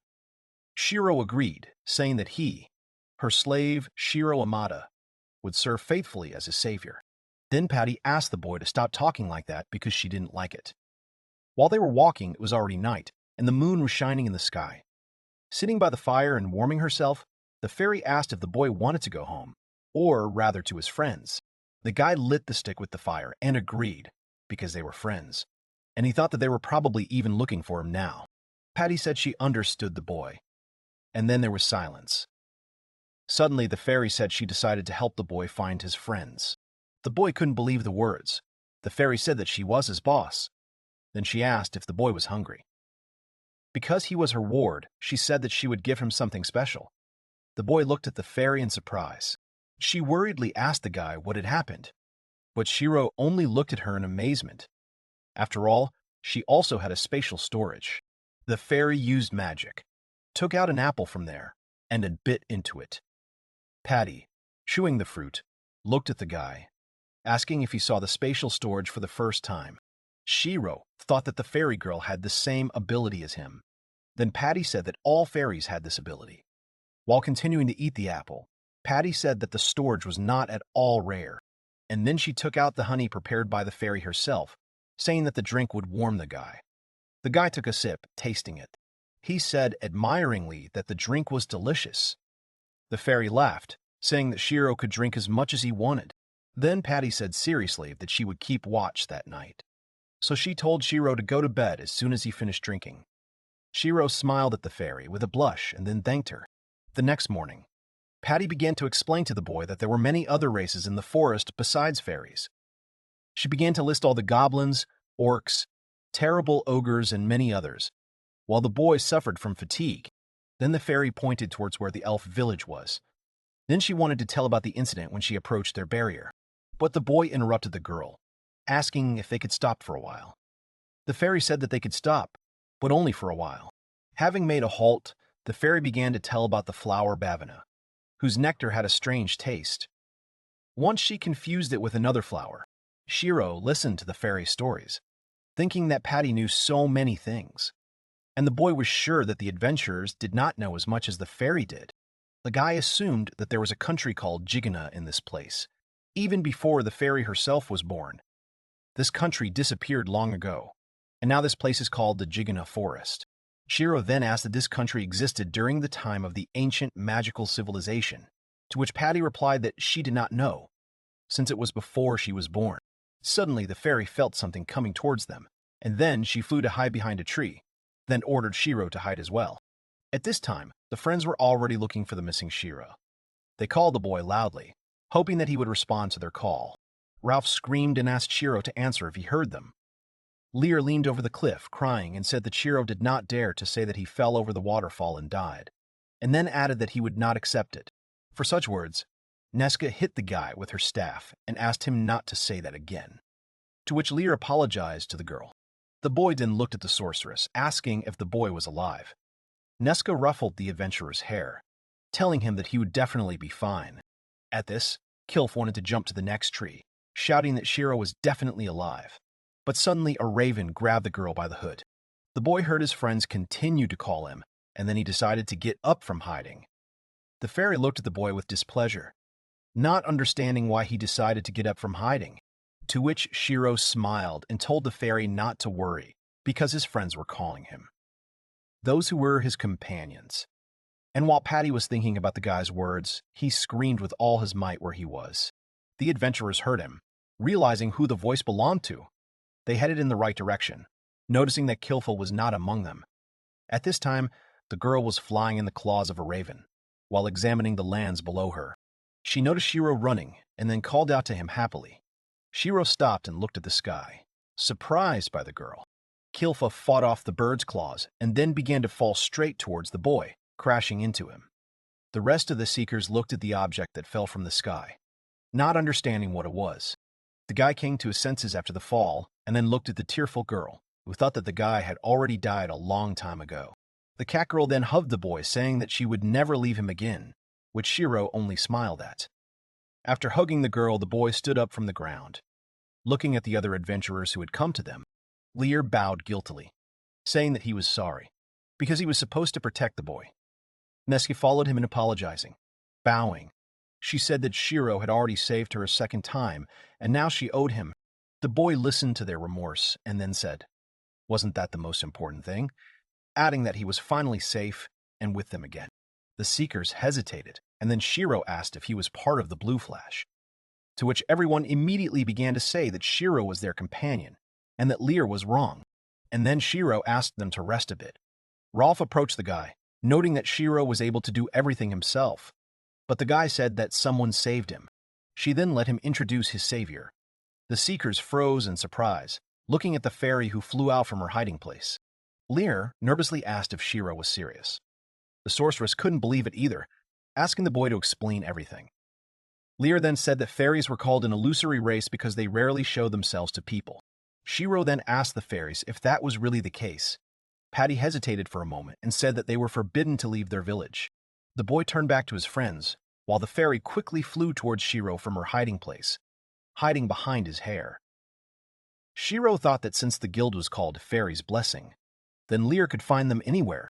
Patty asked the guy with displeasure why she had to bless people, to which Shiro replied that some other fairy could bless the guild. Then Nesca realized that Shiro didn't know something. And after his question about what he didn't know, the sorceress confirmed that Shiro really didn't understand. The girl said that Fairy's Blessing was the name of a sake that was produced only by fairies, the legendary Fairy's Honey. Then Shiro asked the fairy about what his companion said about the drink the fairy gave him, noting that the drink was wonderful. And Petty said that the guy was right. The adventurers stared at Shiro in shock. Nesca didn't want the boy to say that he drank the drink. Lear looked at the guy in surprise. He couldn't believe Shiro's words. Then Nesca also asked again if he drank the fairy's honey. The seeker said that, for the price of 1 mug of mead, you could buy a castle. Rolf added to his friend's words that, according to the guild's documents, the last time mead was sold at auction was about 200 years ago. Shiro was so surprised that this honey was so expensive. Patty only said that she gave it to Shiro because he was her subordinate. Everyone was surprised by the fairy's statement, to which Shiro thoughtfully scratched his cheek, and then told his friends how everything really happened. And after the guild listened to the boy's story, they realized what had happened, and were a little shocked that the boy had been saved by a fairy. Lear then called Patty, who peeked over Shiro's shoulder. The boy thanked the fairy for saving their friend. He wasn't sure if that would be enough of a thank you, but he offered to do something for the fairy so she wouldn't be embarrassed to ask. Shiro had an idea and then asked if Lear could help the fairy find someone. After asking who, Lear heard a description of a guy whose hair and eyes were blue. Even though the description of appearance was not enough, the adventurer said that he could help the fairy. And now that they were reunited, they decided to return to Ninyorich. They walked along the road, and after a while their city became visible. Patty looked at the houses in the distance with admiration. The fairy admired the human village, but Nesca corrected Patty a little, saying that it was not a village, but a city. After all, people called settlements differently depending on their size. Patty nodded at the witch's explanation. After the fairy commanded Shiro to go forward to the city, Lear laughed at the situation, asking his friend if it was hard for him to be subordinate. Already in the city, Patty noticed a girl on an empty road, asking Shiro who she was. Aina saw a guy and then called him. The guy looked at the girl in surprise and then asked, approaching her, what she was doing there. Aina suddenly hugged the guy. She clung to him and cried, which surprised Shiro greatly. Stella stood behind the guy, saying that she was glad that the guy came home. The guy turned to the girl, who was standing and smiling. Shiro said goodbye to his friends and then walked with Stella and Aina to their house. The girl fell asleep on her mother's back. And then Stella said that Aina couldn't sleep all night because she was worried about Shiro. Then the guy asked about Stella herself, to which she replied that she wasn't particularly worried. Then she sighed and thought that soon her mother would not be able to carry her daughter on her back. She quickened her pace, saying that she could do it now. Shiro agreed with the girl, and then added that if Stella got tired, having reached the limit, then the guy could take the girl in his arms. But Stella answered with a denial, and then, smiling, said that she would not give Aina away because she was her mother. After a while, they reached the girl's house, after which Shiro wished his daughter and mother good night. He had already turned around, getting ready to leave. But Stella called the guy, saying that she forgot to say something. Stella smiled and then said that she was glad that Shiro came home, while Aina was sweating sleepily. The boy smiled back at the girl, thinking about him coming home. Then the boy came to his house, and the fairy that was with the boy all this time was amazed by his house. She admired the large size of the house, flying up to the ceiling while Shiro watched her. Then he asked what kind of houses the fairies lived in. Patty then said that they built houses in trees, so the monsters couldn't attack them. Then the fairy asked if the guy had forgotten about their agreement. Shiro said that, of course, he remembered that he had to find her friend. He assured the girl that the town was small, so he was sure that they would find it quickly, so they would go looking for it the next day. And Patty was glad of the words of her new friend. Then the boy asked the fairy if it was really that hard to make that amazing honey. But Patty said it was even easy, as long as she had regular bee honey. Then she said that honey wasn't that easy to get, and while Patty was talking about how she was attacked by a swarm of bees when she tried to collect honey the last time, Shiro began to look for something in his briefcase. Then the guy pulled a jar of honey out of his backpack, asking if that was the kind of honey they needed. And Patty said the guy did a great job. She looked at the jar of honey in surprise. She couldn't believe that it was a 100% natural honey jar from a beekeeper. She dipped her finger into the sweetness and then tasted it. The fairy ate the honey with admiration, admiring its taste. She then said that she could make another drink as she used this honey. The guy hoped that she would. But then he told Patty it was time to go to bed, noting that he had been sleeping on the ground for so long that his body ached all over. After the night, the morning came. Shiro was sleeping on the couch, and a fairy was lying on his head. They were sleeping very soundly. Ina, who came to visit the guy, began to wake the guy up.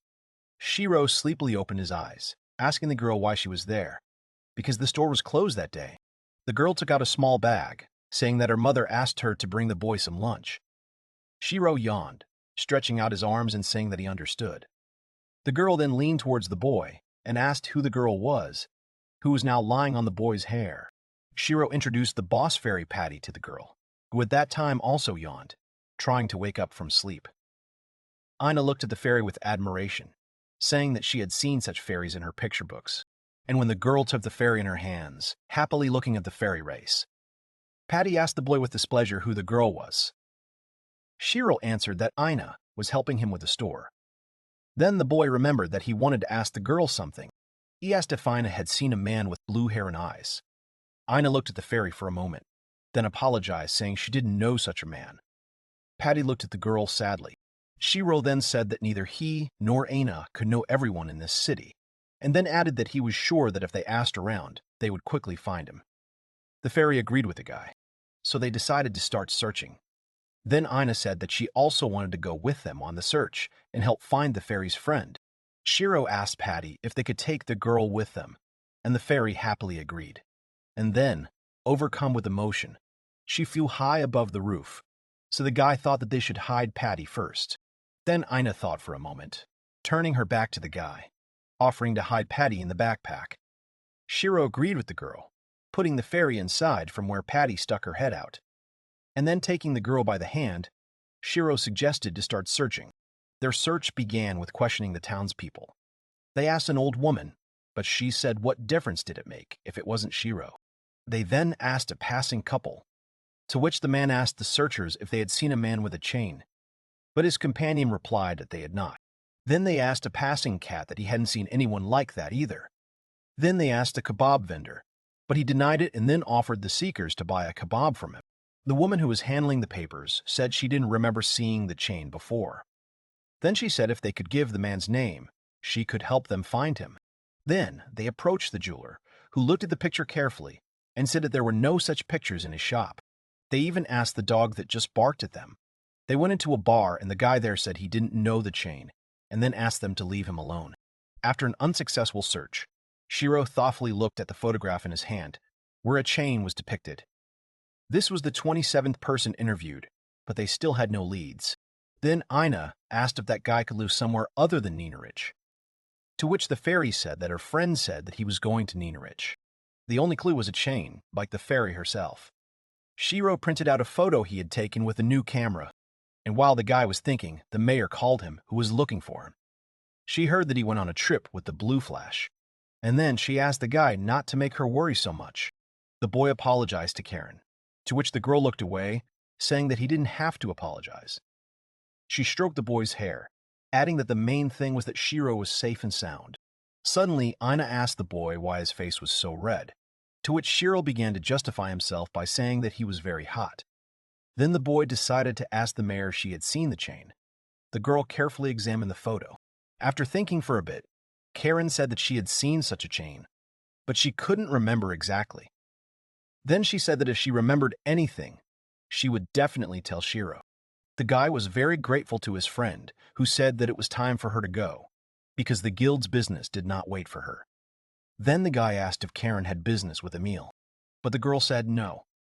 Then she said furiously that she had business with those who had endangered her dear friend, namely the Blue Flash. Hearing the girl, the guy wanted to stop her, saying that it was his fault, but Karen waved her off, saying that they would talk later. Shiro then asked Lyra and the others for a chance to avoid being punished by an enraged Karen. But before the boy could finish thinking about how his friends would be punished, Ina said that she would like to sleep with Patty that night. The fairy quickly shook her head, looking first at the girl and then at Shiro, who asked the fairy if she could sleep with Ina. Sighing, Patty couldn't do anything about Shiro and Ina, so she made an exception, but only for one night, and so after searching, Aina came home, told her mother that she was back, and then hesitated a little. She told Stella that she wanted to show her something, and then she asked to keep it a secret from everyone. The girl listened attentively to her daughter, and then smiled and promised that she would not tell anyone. Then Aina said that she would open the backpack now. Her mother thought that her daughter could have brought a lizard or a frog into the house. And when the backpack was opened, Stella and Aina looked inside. Patty looked at them and then said that Stella and Aina's eyes and hair were the same. Stella looked at Patty carefully, realizing that she was looking at a real fairy, after which she went into shock. It was already getting dark outside when Patty jumped on the bed, saying that for the first time in her life, she had seen such a soft bed. She continued jumping on the bed, laughing along with Aina, while Stella brought them brewed cups of tea. A woman's hand began to move the hot cups of fruit tea that Shiro had brought them onto the table. Then Stella asked the fairy to tell her about the man she had mentioned at dinner. The girl said that she would like to hear a story too. After thinking for a moment, Patty decided that she would tell them that story too. It happened when she first left the village. When she met that guy, he was hunting for a rabbit. Then she remembered that she had seen a man shooting a bow clumsily, and a hare constantly running away from him. Then it seemed to the fairy that the stranger was about to burst into tears. Patty then thought that he was acting like a child, and it was so funny to her that she burst out laughing when she watched him. And then, when he began to cry bitterly, Patty decided to help the unfortunate hunter. With the help of an air splitter, she caught the hare. Then the boy stared in shock at the beast in his arms and realized, turning to Patty, that it was a fairy in front of him. And that's how she met him. Then the boy, with tears in his eyes, told Patty how delicious the horned hares were, and at first the fairy thought that the people had a very strange taste in food. But when she asked the stranger, he replied that he had not eaten normal food for about 10 days. Then the new acquaintance smiled at the fairy and thanked her for saving him. Then he asked if he could find out the fairy's name. Patty then sighed sadly, remembering how her relatives told the girl not to approach them. So the fairy said that she would tell her name only when the boy became a good hunter. And from the next day, the fairy watched as her new friend began to train. He learned to climb trees. He ran from a swarm of insects. He learned to shoot birds. He skillfully caught hares and even defeated a large snake. He improved every day. And when he was able to defeat the wolf, he said that he had become better. And now it was time to tell the fairy her name. And then the fairy had already decided to tell him her name. But she again remembered the painful memories when she was told that no one was glad to see her. While the girl was trying to fight her bad memories, a new acquaintance recognized her. Then Patty said that she would tell the name another time. That was the last time they met, Patty said. But he and the fairy were friends. The two loners met and made a good, so she would have to tell him her name after they met. And then the fairy would know his name too. Then Patty smiled and apologized for her boring story. Suddenly, a drop of water fell on her. The fairy did not understand what was happening. She thought that the roof of the girl's house was leaking. But then she looked up. Aina was crying, saying that they would definitely find her friend. Patty turned to Aina and then stammered that they would definitely find him, while Stella looked at them and was touched. 2 hours earlier, Shiro had exited the portal, returning to Norwich. The boy was thinking about how he hadn't washed himself at home for a long time, and now it was time for him to enjoy the sunset of the city. He walked to the edge of the balcony when a guy from the street called him. Shiro saw Lear, saying that he would go down to him. The guy ran out of the house, but when he got closer to his friend, he stared at him in shock. In front of him stood a guy with a swollen cheek. Shiro asked what happened to Lear and why his cheek was like that. Lear looked away, saying that nothing terrible happened. At the moment when Karen said goodbye to Shiro, she went to the guild. The mayor called Lear. She wanted to talk about traveling with Shiro, to which Lear said that he would not make excuses, and if the girl wanted to hit him, she could do it. But before he could finish speaking, Karen slapped the guy with all her might, causing the guy's head to turn away. And now, standing in front of Shiro, the guy told him not to worry, and then suggested that his friend go and have a drink at the guild bar. Then he added that Master and Amy would be there, which didn't sound so bad, and so they were sitting at the bar again, knocking their mugs of drink together. Everyone was smiling happily and enjoying the meeting. Shiro took a sip from his wooden mug and then looked at the contents. Lear asked him if something was wrong. Then the guildmaster suggested that the boy didn't like the ale, and Shiro honestly admitted that it was, and then apologized. The girl told the guy not to worry, because she didn't find the drink really tasty either. The guy was surprised, to which the master replied that she usually didn't speak about it out loud. Unfortunately, the choice was not great. Some complained and asked to cook something tastier, but imports were not cheap then. Then Kilfa said that if they had the opportunity, she would like to drink wine or cider, to which Neska replied that it was a luxury for them. Then Shiro asked about sour and tasteless drinks. Lear noticed this and assumed that Shiro had never tried wine at his age, or someone like Shiro could only drink expensive wines. Shiro immediately denied it, explaining that there was plenty of delicious and cheap wine in his hometown. Everyone looked at the guy with interest when he said that there were 3 types of drink: red, white, and rose wine. Shiro also heard that orange wine had recently become popular, and that there were several more of each type. The guy said that there were many flavors, from sweet to sour, light and heavy in taste wines. The prices also varied. Even a child could buy some drinks with his pocket money, and there were wines that cost more than a whole house. There were also connoisseurs of the drink, who drank various wines during dinner, tasting them. The guy himself preferred sake, of which there were also 3 types: Jinjo, Jumai, and Honjozo. Then Shiro stopped, realizing that everyone was looking at him. One of the adventurers told the boy to continue talking. Shiro nodded and then continued to say that his hometown had a lot of trade, so it was easy to buy any drink there. Everyone in the bar looked at the guy with their shining eyes, and then the guy thought about it, realizing something important. Selling drinks was even a very good business idea. He thought that if all went well, he would be able to catch not 2, but 3 birds with 1 stone. He stood up abruptly from his seat, addressing everyone in the bar, and then asked those present to come to the bar in 3 days, because he wanted to treat them to drinks from his homeland. The day came, or rather the night, when Shiro, from his usual self, combing his hair back, made his disguise. Aina smiled at the boy, saying that he looked absolutely gorgeous, and Shiro said the same to the girl.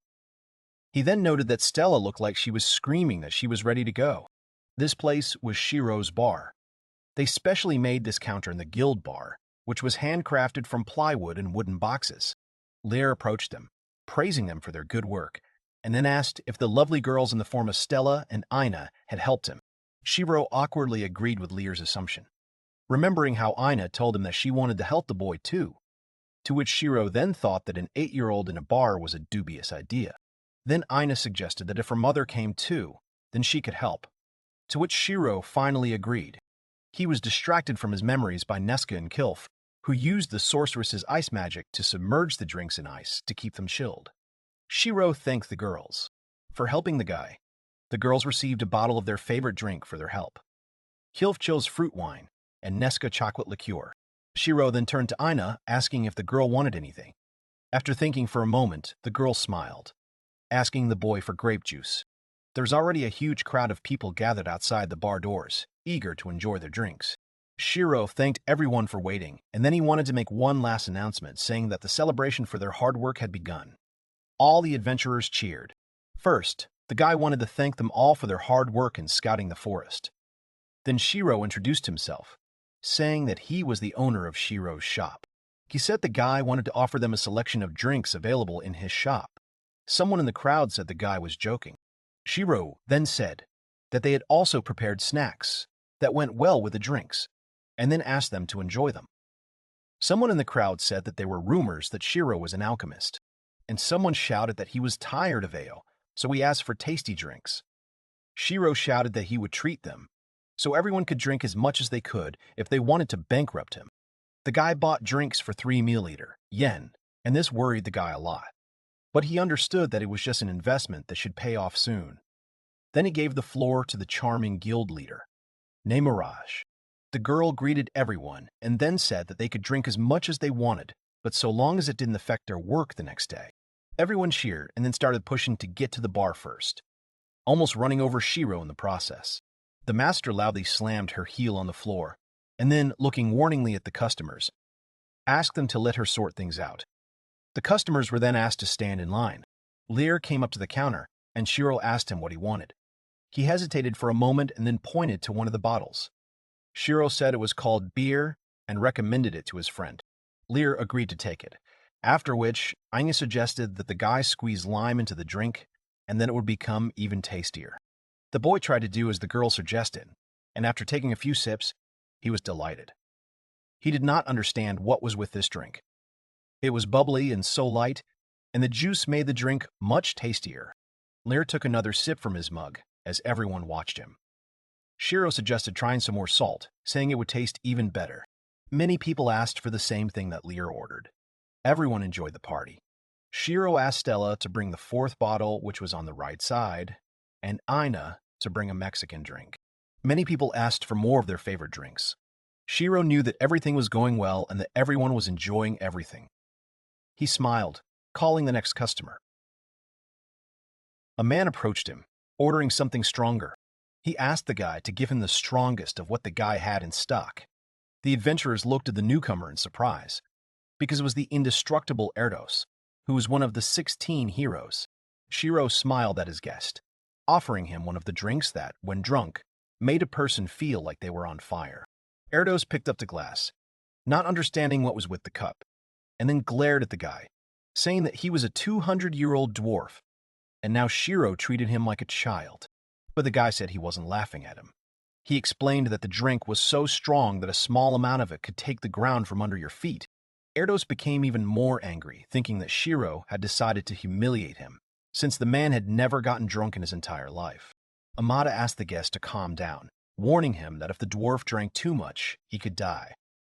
Erdos sighed, saying that he understood what the boy meant by that, and then he threw his cloak aside, saying that if the guy wanted to fight, they should go outside. But Rolf came to the aid of the frightened Shiro. He turned to Erdos, saying that he was a priest. The dwarf decided that the priest also wanted to convince him. He said that Shiro tried to insult the dwarf race, for strong drink was in their blood, and their children had been brought up on a barrel of ale for a pacifier. They had never drunk in such humiliating quantities.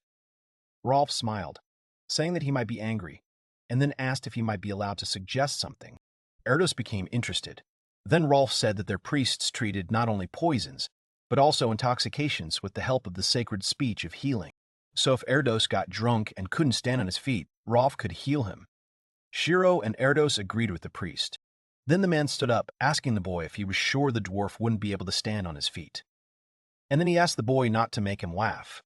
After all, the dwarf had defeated the ancient dragon, as well as the demon king.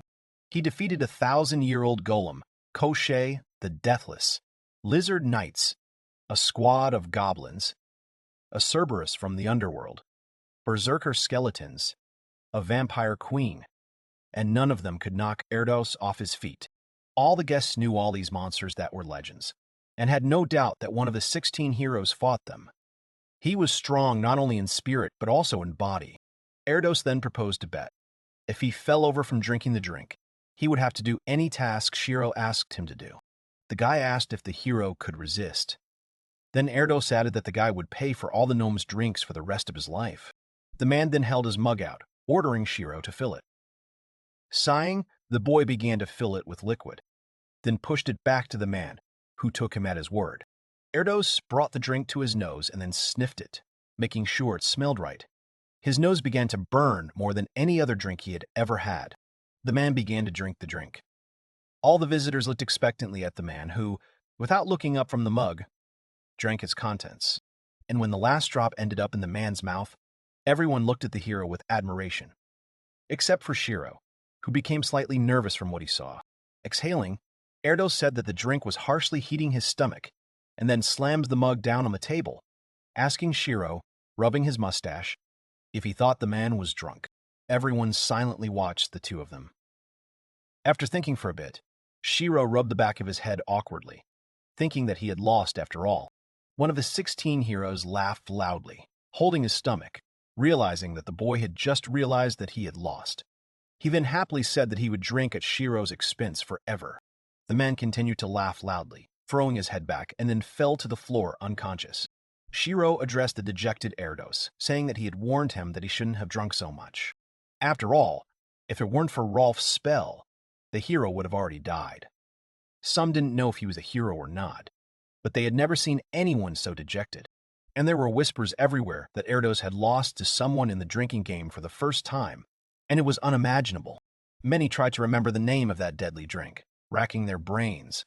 But someone suggested calling this drink Hero Killer, and many agreed with the new name of the liquid. And the Hero Killer quickly became a phenomenon among adventurers, and after a while, the sleeping bodies of adventurers were lying on the floor, and empty bottles were next to them. Nesca looked at the bottle in her hand, thinking that it was the first time she had ever had such a delicious drink, and then remarked that she would like to share it with her parents. Next to her sat a contented and blushing Kilf. Lear asked, slightly hesitantly, if it was normal that Shiro poured everything for free. The guy admitted that it was terribly expensive, but it was a small price to pay for the dependence of the seekers. Lear chuckled as he expected from the cunning businessman. Watching the two drunk men, Shiro agreed, saying that it would be a stress reliever for the adventurers, and Aina could help him with the delivery. When everyone calmed down, Shiro allowed Stella and Aina to leave early. Then Kilfa hit the businessman with all her might, saying that he was good. Shiro said that he was hurt by her blow, but the girl smiled, saying that she hadn't hit him hard yet. After thinking for a while, Lear realized what the real reason was for gathering all the adventurers here. The boy was surprised when Lear approached one of the boxes, saying that fairy wings were sticking out of it. Shiro realized that he had been found out, and then he turned to his little friend, asking if she had seen her friend. The fairy, who was sadly sitting inside hugging her knees, said that she did not see him. Then Shiro assumed that her friend was not an adventurer. The fairy apologized to the boy because he had done so much for someone like her. Sheer called Patty again. It was raining outside. After all, the days passed, but they still did not find the fairy's friend, who sat and watched the rain. They asked people about the chain, and even posted posters with the guy's facial features. Shiro then suggested that her friend might have left New Norwich, explaining that people lived in many places other than this city. The fairy then suggested that there were about 10 or 20 such places, to which Aina said that there were many more such places. The fairy thought that there were too many of these places, so she was thinking about how she would search them. The fairy looked up at Karen, who had come to the guy's house. She had a small chest in her hands. The girl came closer, saying that she thought she knew who they were looking for. She opened the chest, saying that she was looking at home after they showed her the photo, and then offered the guy to look at the contents of the chest. The girl took out the same pendant with a chain, which surprised the guy greatly. Karen said that this chain belonged to her great-great-great-grandfather, the first mayor of Ninorish. Then Aina asked who the great-great-grandfather was. Shiro explained with his family tree that it was the grandfather's grandfather. Karen asked why they were looking for her great-great-great-grandfather. Shiro was about to come up with an excuse, but Patty interrupted him. She flew forward in front of the girl, looking at her seriously. Karen looked at the fairy in front of her, unable to believe it. The mayor then asked Shiro what was going on. She knew it was hard to believe, telling the guy that her great-great-grandfather knew a fairy. And then Patty asked where her relative was now. Karen stared at the fairy in surprise, not understanding what she meant. If Karen was his grandson's child, she would have known where her friend was, since Karen was also his family. Then Karen would surely know where he was now. The mayor looked at the fairy thoughtfully and then realized. She asked Patty how long fairies lived. After thinking for a while, Patty said that fairies lived for about 3,000 years. But Patty herself was only 300 years old. Shiro watched the conversation silently as Karen told the fairy that humans don't live to be 100 years old. Then the girl said in other words that the person the fairy was looking for was dead and had been for a long time. The fairy froze. She couldn't believe it. She remembered how her tribesmen hated her and told her to leave them. No one was ever happy to see her, and they constantly asked why Patty hadn't been banished yet. No one cared about her. Even her parents hated the fairy. They wouldn't care even if the girl was gone. That's why she broke the rules and left the fairy village. That night there was no moon in the sky, but then she met her friend. For the first time, someone looked at her so kindly when they saw the fairy. For the first time, someone thanked her for her help. For the first time, someone smiled at her when the fairy said that she would not tell her name until her friend became a good hunter. For the first time, someone played with her while her friend was training. For the first time, they got into a fight with each other, doing little dirty tricks on each other. And for the first time, she knew that there was someone who would do anything to save Patty. Then her friend fought the clawed, terrible monster to save Patty. For the first time, someone gave her a gift. Then, lying on the grass, her friend showed the fairy the pendants he had made himself and said that they were a pair. The guy said that last time the fairy gave him some beautiful stones, which the guy used to make jewelry. Then he suggested making these pendants as proof of their friendship. Patty was surprised then, to which her friend said that they would always remember each other, even if they were far away, and then suggested naming them from artifacts. Then the boy said that they were best friends now, much more than just friends, because they meant a lot to each other. The fairy couldn't believe that she had no friends before. She cried because of her friend's words, because then she skipped the friendship stage and immediately found her best friend. Seeing the fairy's tears, the guy was very confused. But Patty said that she was not crying, turning away from her friend. Then she cried for the first time from happiness. And for the first time, she didn't want to lose anyone. Then the guy reminded her again that the fairy should have already revealed her name to him. Then she thought that if she revealed her name to him, she would never see him again. After all, she remembered that the guy had already mentioned that they could be far from each other. Then she said again that they would say each other's names next time. And then Patty thought that their happy days might soon be over. The boy only smiled at the little fairy's words and said that he would wait. That's why she never told her best friend her name.